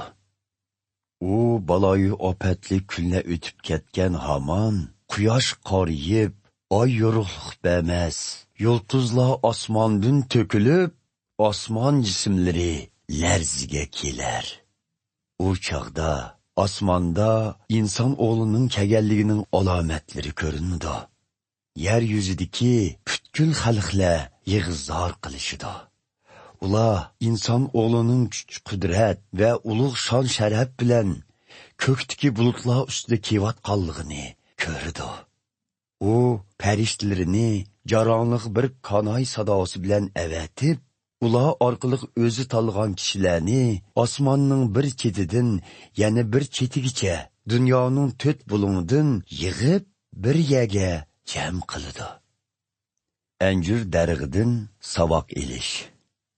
Uning shoxlari ko'kirib, yangi yupurmoq chiqarganda yozning kelishiga oz qolganligini bilasizlar.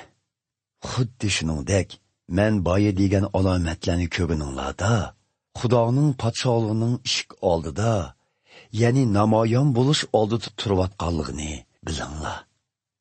Shuni bilib qo'yinglarki, mana bu alomatlarning hammasi amalga oshirilmay turib, bu avlod kishilar olamdan o'tmaydi. Osmon zemin yo'qoladi. Biroq mening so'zlarim yo'qolmay, mangu inovatlik bo'ladi. Bu ishlarning yuz beradigan vaqt soatiga kelsak, buni otamdan boshqa hech kim bilmaydi. Na arishdagi farishtalari, na o'g'li bilmaydi. Nuh payg'ambarning zamonida qandoq bo'lgan bo'lsa, inson o'g'li qaytib kelgandimi, shundoq bo'ladi. Nuh to'pon kelishdan ilgari kemaga o'tirgan kungacha shu zamonning kishilari bahramon yeb ichib, o'ylik o'choqliq bo'lib kelgan edi. Tuyuqsiz kelgan to'pon kemaga tushmaganlarning hammasini g'arq qiluvchi kishilar bu ishning o'z beshiga kelishidan xabarsiz bo'lganga o'xshash, inson o'g'lining qaytib kelishimi shundoq bo'ladi. U kuni etizda ishlayotgan ikki kishidan biri qoldirilib, yana biri arshga ilib ketildi. Tugman teshi bilan un tatiyotgan ikki ayolning biri qoldirilib, yana biri arshga ilib ketildi. Shuning uchun hoshyor bo'linglar. Chunki Rabbinglar qaytib keladigan kunni bilmaysizlar. Lekin shuni bilinglarki, agar uy egisi o'g'rining kechisi qachon keldiganligini bilsa, qarab turib, o'g'rining uyga buzib kirishiga hargiz yo'l qo'ymaydi, albatta.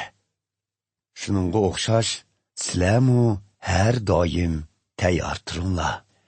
Chunki inson o'g'li sizlar o'ylamagan chog'da qaytib keladi. Kim ishonchlik va zirak chaqar bo'lsa, xo'jayin uni boshqa chaqarlari ustidan ko'zitib, xo'jayinning oziq-tuligini ularga vaqti-vaqtida taqsim qilib berishga qo'yadi.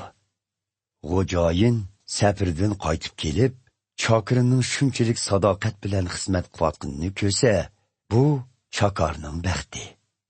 Bilib qo'yinglarki, xo'jayin uni butun tavliqotini boshqarishga qo'yadi. Lekin agar chaqar ko'ngliga yomon g'araz pukib, xo'jayinim kechib qaytib keldi-g'u deb boshqa chaqarlarga nochilik qilsa va ulfatiri bilan billa yeb ichib mas bo'lib yursa, xo'jayin kutilmagan bir kuni, o'ylamgan bir vaqtda qaytib kelib, uni urib, chol o'lik qilib, soxtipazlar bilan o'xshash taqdirga duchor qiladi. Natijada chaqar hasratda yig'lab, tishlarini g'uchurlatadi. 25-bob. U vaqtda Alishning podshohligi xuddi qo'llariga chiroq elib, to'yi bo'lgan yigitning oldiga chiqqan 10 qiz qo'ldashga o'xshaydi. Bu qizlarning 5i aqlsiz, 5i bo'lsa aqlli ekan. Aqlsiz qizlar chiroqlarini olgan bo'lsa-mu, yeniga yog' elib olmabdi. Aqlli qizlar bo'lsa, chiroqlari bilan billa qochilarda yog'mi olibdi. Yigit vaqti kelgachga, ularning hammasini uyqu besib, uxlab qopdi. Yerim kechida, yigit keldi, oldiga chiqinglar, degan ovoz olinibdi. Buning bilan qizlarning hammasi o'rnidan turib, chiroqlarini parlabdi. Aqlsiz qizlar aqllilarga, chiroqlarimiz o'chib qolay dedi, yig'inglardan beringlar-chu, debdi.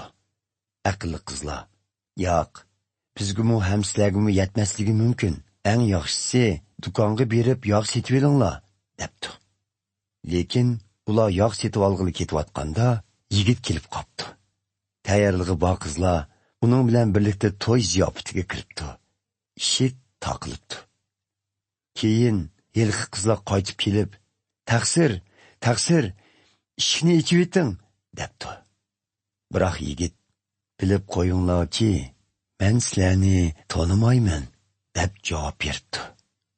Hazrati Ayso yana mundoq dedi: "Shuning uchun sagak bo'linglar. Chunki inson o'g'li qaytib keladigan vaqt soatni bilmaysizlar." Arishning podshohligi safarga chiqmoqchi bo'lgan odamga o'xshaydi. U chaqarlarini chaqirib, boyligini ularga topshiribdi. U odam har bir chaqarning ovqat qilish qobilligiga qarab, biriga 5,000, biriga 2,000, biriga 1000 kumush tanga berib, yo'lga chiqibdi. 5,000 tanga olgan chaqar darhol berib ovqat qilib, yana 5,000 tanga foyda olibdi. 2,000 tanga olg'ini-mu, yana 2,000 tanga foyda olibdi. 1000 tanga olg'ini bo'lsa, berib yana qo'lab, xo'jayini uningga topshirgan pulni ko'mib, saqlab qo'yibdi. Uzun vaqt o'tgandan keyin bu chaqarlarning xo'jayini qaytib kelib, ular bilan hisoblashishga boshlabdi. 5,000 tanga olgan chaqar yana 5,000 tanga qo'shib elib kelib, "Xo'jayin, siz menga 5,000 tanga topshirgan edingiz. Qarang, yana 5,000 tanga foyda oldim", debdi. Xo'jayin uningga, "Nihoyat yaxshi. Sen yaxshi va ishonchli chaqar ekansan. Men sana havola qilgan kichik ishda ishonchli bo'lib chiqqanliging uchun seni cho'ng ishlarga qo'yaman. Kel, xo'jayiningning xushalligiga jo'r bo'l", debdi. 2,000 tanga olgan chaqarmi kelib, "Xo'jayin, siz menga 2,000 tanga topshirgan edingiz. Qarang, yana 2,000 tanga foyda oldim", debdi. Xo'jayin uningga, "Nihoyat yaxshi. Sen yaxshi va ishonchli chaqar ekansan. Men sana havola qilgan kichik ishda ishonchli bo'lib chiqqanliging uchun men seni cho'ng ishlarga qo'yaman. Kel, xo'jayiningning xushalligiga jo'r bo'l", debdi. Ondan 1000 tanga olgan chaqar kelib, "Xo'jayin, Sizning qattiq odam ekanligingizni bilatdim. Chunki o'zingiz termisingizmi, uning g'uslini kutasiz. Urug' samsingizmi, xaman olasiz. Shunga qo'rqib, siz bergan tangini yegib ko'mib, saqlab qo'ygan edim. Mana pulingiz, debdi. Xo'jayin uningga, ey, yomon va xo'rin chakar, sen meni termigan yerdan o'rib oldigan, urug' samgan yerdan xamin oldigan odam deb turib, nemishqa pulimni jazoni xo'rlarga omonat qo'ymiding? Shundoq qilsang, men qaytib kelganda pulimni o'simi bilan olmamdim. Xo'p, uning qo'lidagi 1000 tangini elib, 10,000 tanga bo chakarga beringlar. Chunki berilganni to'liq ishlatganlarga texmi ko'p berildi-da, buning bilan ulardiki texmi ko'paydi. Lekin berilganni ishlatmaganlarga kelsak, ularning borimi elib ketildi. Bu yaramsiz chakarni sirtqa, qorong'ulikqa qo'g'lib yetinglar. U yerda hasratda yig'lab, kishilarini g'uchurlatsin, debdi. İnsan oğlu öz şan şərəfi içində bütün pərişləri bilan birlə kəginində padşah olub şərəf taxtida olturdu. Bütün xalqlar onun aldıda toplandı. O, ularni qo'ylarning o'ng yeniga, o'chkilarni sol yeniga ayırgan qo'ychidek ayrıydı. O, o'ng yenidagi kishilarga, hey atam tərəfindən bəxtlik qilinganlar, kelinglar. Dünya opiridi bo'lgandan beri sizlar uchun tayyorlangan miros Xudoning podshohligiga ega bo'linglar. Chunki osh qog'inimda sizlar menga yemaklik berdinglar. Ussiz qog'inimda usulliq berdinglar. Musofir bo'lib yurganimda o'z qo'yninglarga oldinglar. Yalang'och qog'inimda kiyindidinglar. Kesal bo'lib qog'inimda kelib halimden xabar oldinglar. Zindanda yotqinimda yo'qlab turdinglar, deydi. U chog'da haqqoniy odamlar uningga, "Hey Rabbim, biz sizni qachon och ko'rib to'ydirdik yoki ussiz ko'rib subadik? Sizni qachon musofir ko'rib qo'ynimizga oldik yoki yalang'och ko'rib kiyindirdik? Sizni qachon kesal yoki zindonni ko'rib yo'qlab turdik?" deb so'raydi. Biroq podshoh ularga, "Bilib qo'yinglarki, eng arzimas qarindoshimdan bo'lgan bularning birarsiga qilganinglar dal menga qilganinglar bo'lib hisoblandi", deb javob berdi. Ondan so'l yendiklarga, "Ey la'natlar, ko'zimdan yo'qilinglar. Shayton bilan uning g'olchilarga hazırlangan mangu o'chmas do'zax o'tiga kiringlar. Chunki och qog'inimda menga yemaklik bermadinglar. Usig'inimda usuliq bermadinglar. Musofir bo'lib yurganimda o'z qo'yninglarga olmadinglar. Yalang'och qog'inimda kiyindirmadinglar. Kesal bo'lganimda va zindonda yotqinimda yo'qlamadinglar", deydi. Bu chog'da ular, "Hey Rabbim, sizni qachon och, ussiz, musofir, yalang'och, kesal yoki zindon ko'rib turib, xizmatingizda bo'lmadik", deydi. Biroq podshoh ularga, "Bilib qo'yinglarki, eng arzimas qarindoshlarimdan bo'lgan bularning birarsiga qilmaganni menga qilmagan bo'ldinglar", deb javob qaytardi. Bunun bilan ular mangulik jazoga uchraydi. Haqqoniy odamlar bo'lsa, mangulik hayotga erishidi. 26-bob. Hazreti Ayso bu so'zlarni qilib bo'lgandan keyin shogirdlarga, "Sizlarga ma'lumki, 2 kundan keyin bo'ldigan o'tib ketish hayotida inson o'g'li Kristga mixlanish uchun tutib berildi", dedi. Oliy ruhaniylar va xalq oqsoqollari Qayopa ismli bosh ruhaniyning sarayida jam bo'lishdi. Ular Hazreti Aysoni hiyla bilan tutib, ujuqtirish uchun maslahat qilishdi. Biroq ular bu ishni hech oyam kunlar qilmaydi. Bo'lmasa xalq orasida qalaymonqanchilik chiqishi mumkin, deyishdi. Hazreti Ayso Baytoniya yesida ilgari mahob kesiliga giribdor bo'lgan Simonning uyida bo'lganda, uning yeniga bir ayol kirdi. U ayol oq qosh tishidan yasalgan bir qutida nihoyatda qimmatlik atir elib kelgan edi. Hazreti Ayso dastonda o'tirganda, u ayol atirni uning beshiga qo'ydi. Shogirdlar buni ko'rib, xafa bo'lishib, "Nemishqa bundaq isrofchilik qilasiz?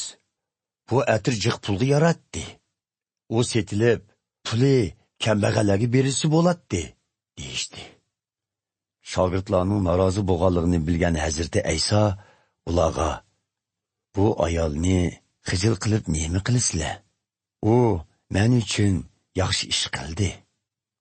Kambag'allar doim sizlarning oranglarda, lekin men oranglarda doim bo'lmayman. Bu ayol bu atirni meni dafn qilinishga tayyor qilish uchun badanimga qo'ydi. Bilib qo'yinglarki, bu xush xabar dunyoning qayrida yetkazilsa, bu ayol aslinib, uning qilgan ishi tilga elindi", dedi. Shu vaqtda Hazreti Aysoning 12 shogirdidan Yahuda Ishqariyot ismli biri oliy ruhoniylarning oldiga berib, "Aysoni tutib bersam, menga nima bersizlar?" dedi. Ular uningga 30 kumush tangi berdi. Yahuda shundan e'tiboran Hazreti Aysoni tutib berish uchun fursat izlashga boshladi. Peternon heyitining birinchi kuni shogirdlar Hazreti Aysoning yeniga kelishib, "O'tib ketish heyitining tomig'ini qayerda tayyorlashimizni xohlaysiz?" deb so'radi. Hazreti Ayso ularga, "Yerusalimga kirib, palonchining uyiga berib uningga, ustozimiz, vaqt soatim yaqinlab qoldi. O'tib ketish heyitini shogirdlarim bilan birlikda sizlarning uyga o'tkazay deydi, deb aytinglar", dedi. Shogirdlar Hazreti Aysoning buyrug'iga binoan o'tib ketish heyitining tomig'ini shu yerda tayyorlashga kirishdi. Kashqurun Hazreti Ayso 12 shogirdi bilan dasturxonda o'ltirdi. U tomoq yeyitib, "Bilib qo'yinglarki, oranglarda biraylan menga sotqinlik qiladi", dedi. Bu so'z ularni intayin qayg'uga soldi.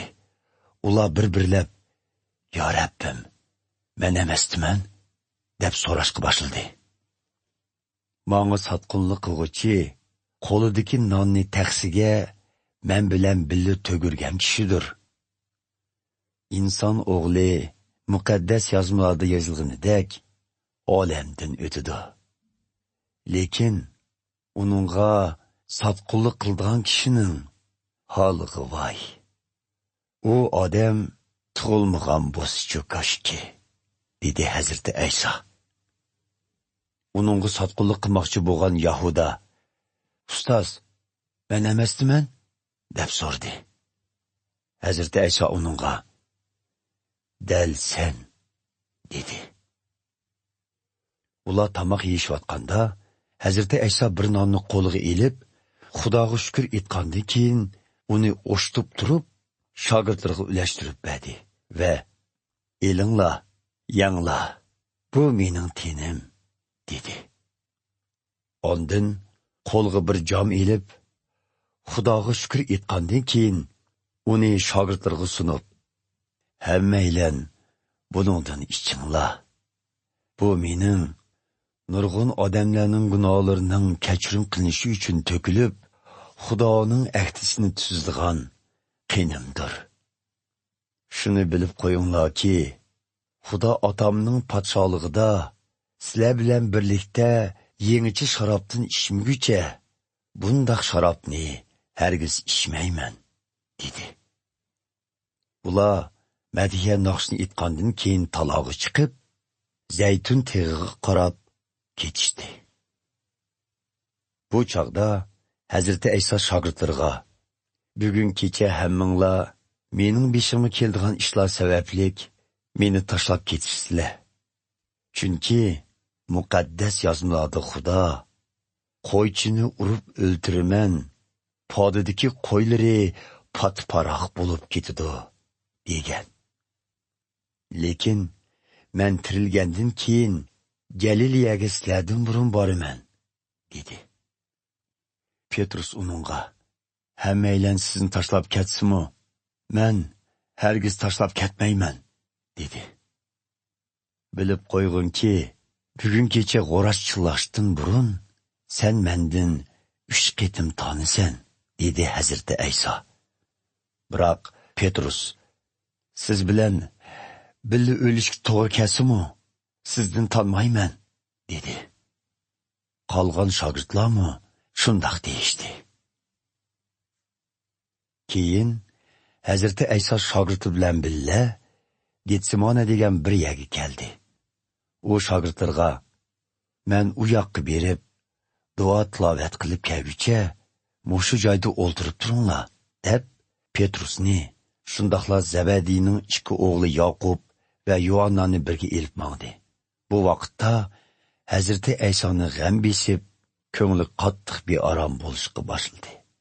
U ularga: "Jinim chiqib ketgandek, g'am qayg'uga patdi. Sizlar bu yerda qilib, men bilan birlikda ho'shyor turinglar" dedi va sal nariroq berib, yerga bosh qo'yib, duo qilib: "Ey ota, mumkin bo'lsa, bu azob qadihni mendan yiroqlashtirg'aysan. Lekin bu ish mening emas, balki sening irodang bo'yicha bo'lsin" dedi. U shogirdlarining yeniga qaytib kelganida, ularning mugdab qolganligini ko'rib, Petrusga: "Men bilan birga biror soatmi ho'shyor turolmadinglarmi? Iziq turishdan saqlanish uchun sagak turib duo qilinglar. Ko'ngil xolaydi, lekin tan ojizdir" dedi. Hazreti Ayso 2 qitim berib, yana duo qilib: "Ey ota, agar men bu azob qadihni ichmaguncha bu qadah mendan yiroqlashtirilmasa, undaqda sening irodang bo'yicha bo'lsin" dedi. U shogirdlarining yeni qaytib kelganida, ularning yana mugdab qolganligini ko'rdi. Chunki ular ko'zlarini ochamay qolgan edi.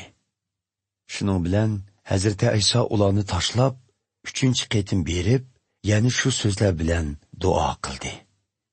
Keyin shogirdlarning yeniga kelib: "Sizlar texichi dam elib uxlayotgamsizlar?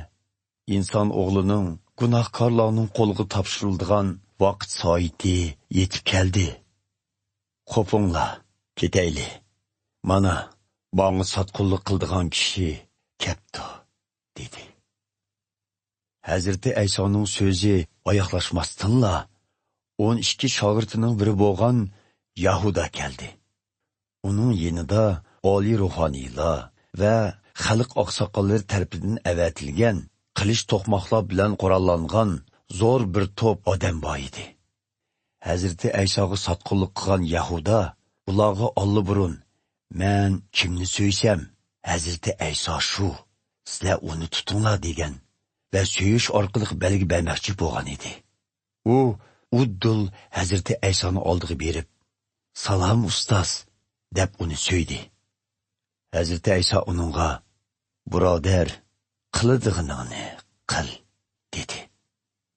Buning bilan helqi odamlar yopirilib kelib, Hazreti Aysoga qo'l silib, uni tutqun qildi. Hazreti Aysoning yendiklardan biraylan darhol qilichini sug'urib, bosh ruhoniyning chaqirig'i urdi. Qilich chaqarning qulog'iga tegib, uni shilib tushiribdi. Hazreti Ayso uningga: "Qilichingni qiniga sol. Qilich ko'tirganlar qilich ostida halok bo'ladi. Yoki meni Xudo otamdan yordam ololmaydi deb o'ylab qoldingmi? Xolisam, u menga shu an 12 tumandan ortiq farishta avatidi. Biroq agar men unda qilsam, muqaddas yozmalardagi cho'qim mushundoq bo'lishi kerakligi to'g'risidagi so'zlar qandoq amalga oshsin" dedi. Ondan Hazreti Aysa o odamlarga qarab mundaq dedi. Sizlar qilish to'qmoqlarni ko'tarib, meni tutqili kepsizlar. Meni qaroqchi ko'ryotamsizlar. Har kuni markaziy ibodatxona hovlilarida o'ltirib ta'lim beratdim. U chaqda tutmadinglar. Ammo bu ishlarning yuz berishi payg'ambarlarning muqaddas yozmalarida oldin aytganlarining amalga oshirilishi bo'ldi. Bu chaqda shogirdlarning hammasi uni tashlab kechib ketishdi. Hazreti Aysoni tutqun qilganlar uni bosh ruhoniy Qayofaning oldiga elib berishdi. Tavrat ustozlari bilan xalq oqsoqollarimi u yerda jam bo'lishgan edi. Petrus Hazreti Aysoga toki bosh ruhoniyning g'o'lsig'icha yiroqdan aksishib bordi va ishning natijasini ko'rish uchun ichkariga kirib, qorovullarning yanida o'ltirdi. Oliy ruhoniylar va butun oliy kengashma a'zolari Hazreti Aysoni o'lim jazosiga mahkum qilish uchun yolg'on isbot izlatdi. Bir muncha yolg'on guvohchilar o'ttirg'i chiqqan bo'lsa-mu, isbot ko'rsatib beramadi. Oxirda ikki guvohchi o'ttirg'i chiqib, bu odam men Xudoning ibodatxonasini buzib tashlab, 3 kun ichida qayt yasab chiqa olayman degan, dedi. Bosh ruhoniy o'rnidan turib, Hazreti Aysoga, "Qani, javob bermamsan? Bularning sening ustundan bergan guvohlarga nima deysan?" dedi. Lekin Hazreti Ayso lom jim demedi. Bosh ruhoniy uningga, "Mangu hayot Xudo oldida qasam qilishingni buyurayman. Aytqin, Xudoning o'g'li, qutqizg'uchi Masih senmi?" dedi. Hazreti Ayso mundaq javob qaytardi. "Sizning deyiningizdek. Lekin shuni bilib qo'yingki, buningdan keyin sizlar inson o'g'lining qodir Xudoning o'ng yonida o'tirdiganligini va ko'kdagi bulutlar ustida keladiganligini ko'rsizlar." Bu so'zni anglagan bosh ruhoniy to'nlarini yirtib tashlab, "U Xudoga kufrlik qildi. Endi boshqa hech qanday guvohchining hojati qolmadi. Sizlar uning kufrliklarini angladinglar. Endi buningga nima deysizlar?" dedi.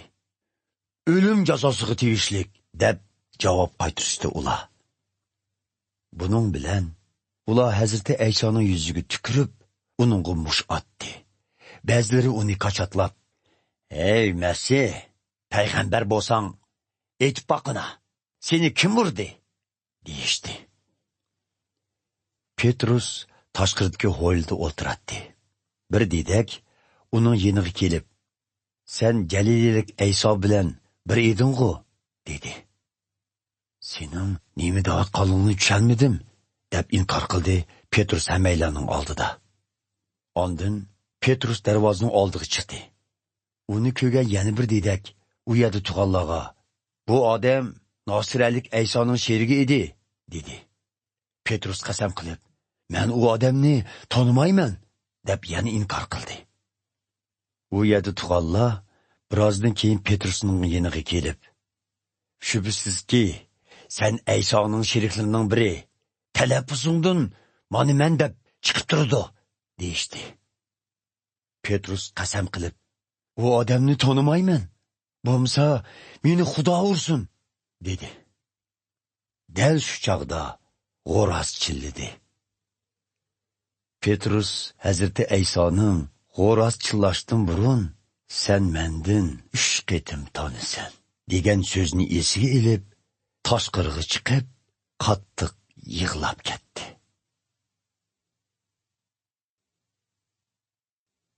27-bob. Tong etishi bilanla butun oliy ruhoniylar bilan xalq oqsoqollari maslahatlashib, Hazreti Aysoni o'limga mahkum qildirish uchun bog'lab, vali Pilatusga topshirib berdi. Hazreti Aysoga sotqinlik qilgan Yahuda Hazreti Aysoning o'limga mahkum qilinganligini ko'rib, o'z qilmishiga pushaymon qildi va oliy ruhoniylar bilan oqsoqollarga 30 kumush tangini qaytirib berib, "Men begunoh bir jonga zomin bo'lib, gunoh o'tkazdim" dedi. "Bu sening ishing", bizning nemi korimiz, deyishdi ular. Yahuda pullarni ibodatxona ichiga chechib etdi va u yerdan chiqib, esilib o'lib oldi. Pullarni yig'ib olgan oliy ruhoniylar qon to'kish uchun to'langan bu tangilarni ibodatxonaning g'aznisiga qo'yish harom, deyishdi. Ular o'zaro maslahatlashib, bu pullar bilan yoqi yurtlarga mozorlik qilish uchun xundamchining bir parcha yerini setib oldi. Shuning uchun bu yer hozirgacha qonliq yer deb otilib kelmoqda. Bu voqea orqali Yeremiya payg'ambar tarafidan burun aytilgan mo'ni so'zlar amalga oshirildi. Ular İsrail xalqining uning uchun belgilangan bahosini, ya'ni 30 kumush tangini elishdi va Parvardigor menga amr qilgandek xumdonchining yerini setib olishga xajlashdi. Hazreti Ayso valining oldiga keltirildi. Vali uningdan: "Sen Yahudilarning podshoyimi?" deb so'radi. "Aytganingizdek", dedi Hazreti Ayso.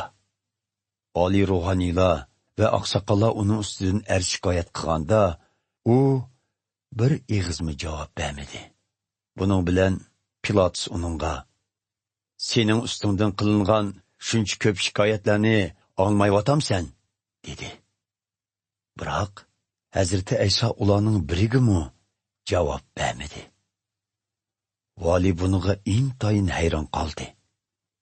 Har qitimliq o'tib ketishida vali odati bo'yicha xaloyiq talab qilgan bir mahbusni qo'yib beradi. Ayni vaqtda Barabbos ismli nomi chiqqan bir mahbus zindonda edi. Xalq bir yerga jam bo'lganda Pilatus ulardan: "Sizlar uchun kimni qo'yib berishimni talab qilasizlar? Barabbosnimi yoki Masih deb atalgan Aysonimi?" deb so'radi. Pilatus oliy ruhoniylar va oqsoqollarning Hazrati Aysoga hasadxo'rlik qilib, uni o'ziga topshirib berganligini bilatdi. Pilatus so'roq munbirda o'tirganda ayoli uningga: "U begunoh odamga tegmang. U tunugin kecha tushimga kirib ko'p azoblandim", deb xabar avatdi. Oliy ruhoniylar va oqsoqollar bo'lsa xalqni kuchkirtib, vali Pilatusdan Barabbosni qo'yib berishni va Hazrati Aysoni o'limga mahkum qilishni talab qildirdi. Vali ulardan yana: "Sizlar uchun bu ikkisining qaysisini qo'yib berishimni talab qilasizlar?" deb so'rdi. "Barabbosni", deyishdi ular. "Undaq bo'lsa, Masih deb atalgan Aysoni qandoq bir talab qilay?" dedi Pilatus. Hammaylar bir eg'izdan: "Uni kirisi mixliting", deyishdi. Pilatus: "Nemishqa? U zodi nemi jinoyat o'tkazibdi?" deb so'rdi. Biroq ular texmi qattiq vaqirishib: "Uni kirishga mixliting", deb turishdi. Pilatus ya'ni so'zlashning ahamiyatsiz ekanligini, bo'lmasa qalaymuqanchilik chiqadiganligini ko'rib, suv elib ko'pchilikning oldida qo'lini yug'ach: "Bu odamning qiniga men javobgar emas. Bu ishqa o'zinglar mas'ul bo'linglar", dedi. Butun xalq bir eg'izdan: "Uning qinining javobgarligi bizning va bolarimizning ustida bo'lsin", deyishdi. Buning bilan Pilatus Barabbosni ularga chiqarib berdi.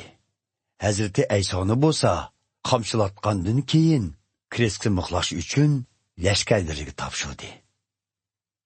Keyin lashkarlar Hazrati Aysoni vali o'rtasidagi bir saynoga elib kirib, butun lashkarlar to'pini bu yerga yig'di.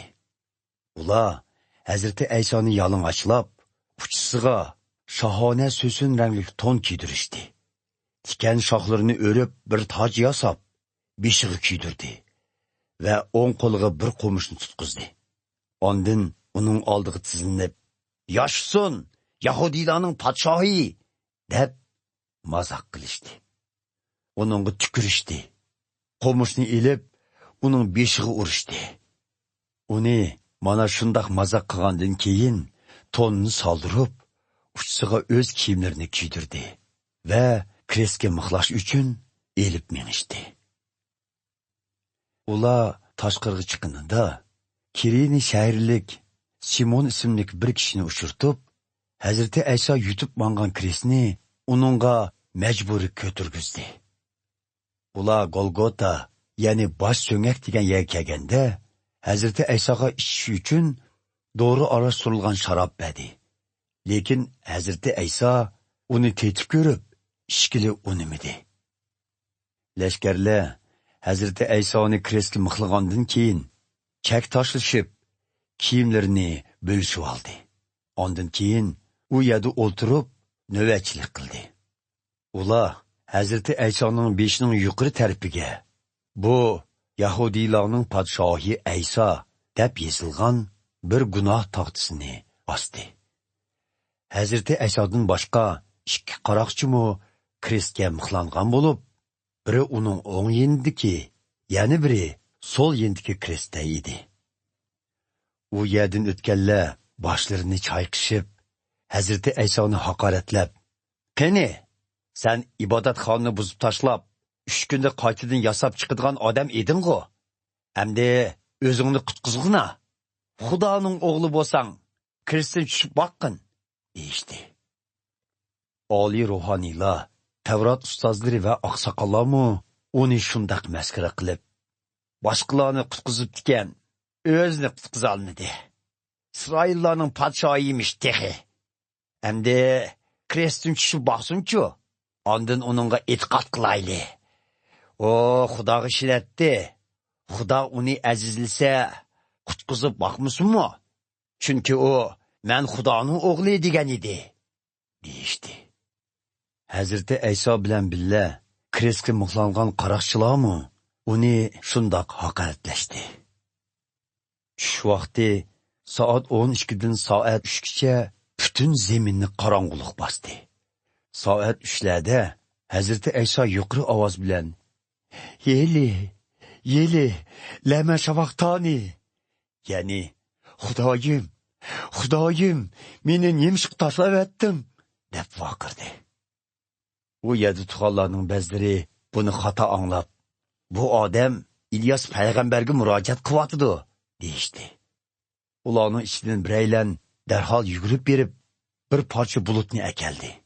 Ondan uni arzon uzum sharobiga chilab, qo'mishning uchiga bog'lab, Hazreti Aysoga ishkizmoqchi bo'ldi. Boshqalar, "To'xtab turinglar, qarab boqayli. İlyas payg'ambar kelib uni qutqizib qolarmikin", deyishdi. Hazreti Ayso qattiq ovoz bilan yana bir vaqirdi-da, jon berdi. Shu vaqtda markaziy ibodatxonadagi parda yuqoridan tövanga 2 parcha bo'lib yirtildi. Zemin silkinib, toshlar yerilib, qabrlar ichildi. Hazreti Ayso tirilgandan keyin burun olamdan o'tgan bir muncha taqvodor odamlar tirildi.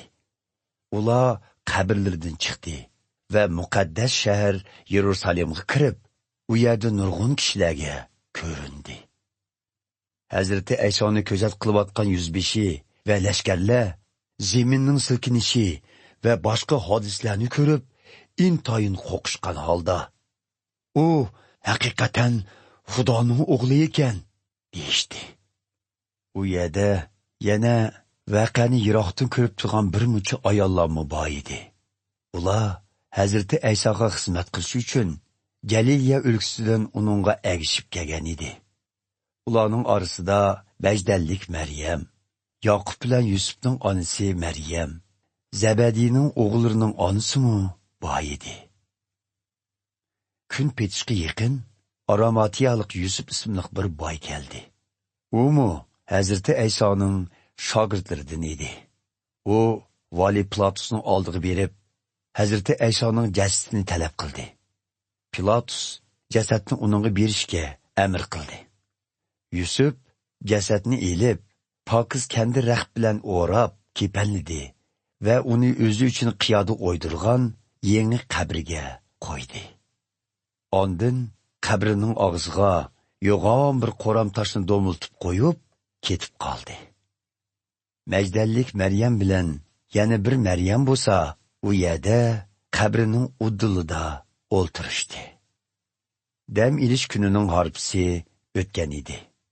Buning etsi, oliy ruhaniylar bilan parisilar vali platsning oldida jam bo'lishib, janoblari, Aysoning hayot vaqtida men o'lib, 3-chi kuni tirilaman degani esimizda. Shuning uchun qabrni 3-chi kunigacha qo'g'dash uchun amr bergaysiz. Unda qilmaganda shogirdlari kelib jasadni o'g'irlab ketib, xalqqa u o'limdan tirildi deyishi mumkin. U ig'vogarchilik oldinqisidanmi battar bo'ladi, deyishdi. Pilatus ularga qo'g'dug'uchi lashkar elib berib, qabrini qurbonlarni yetishchi qo'g'danglar, dedi. Ular lashkarlar bilan birga berib, toshni pechatlab, qabrini muhofizat ostiga oldi.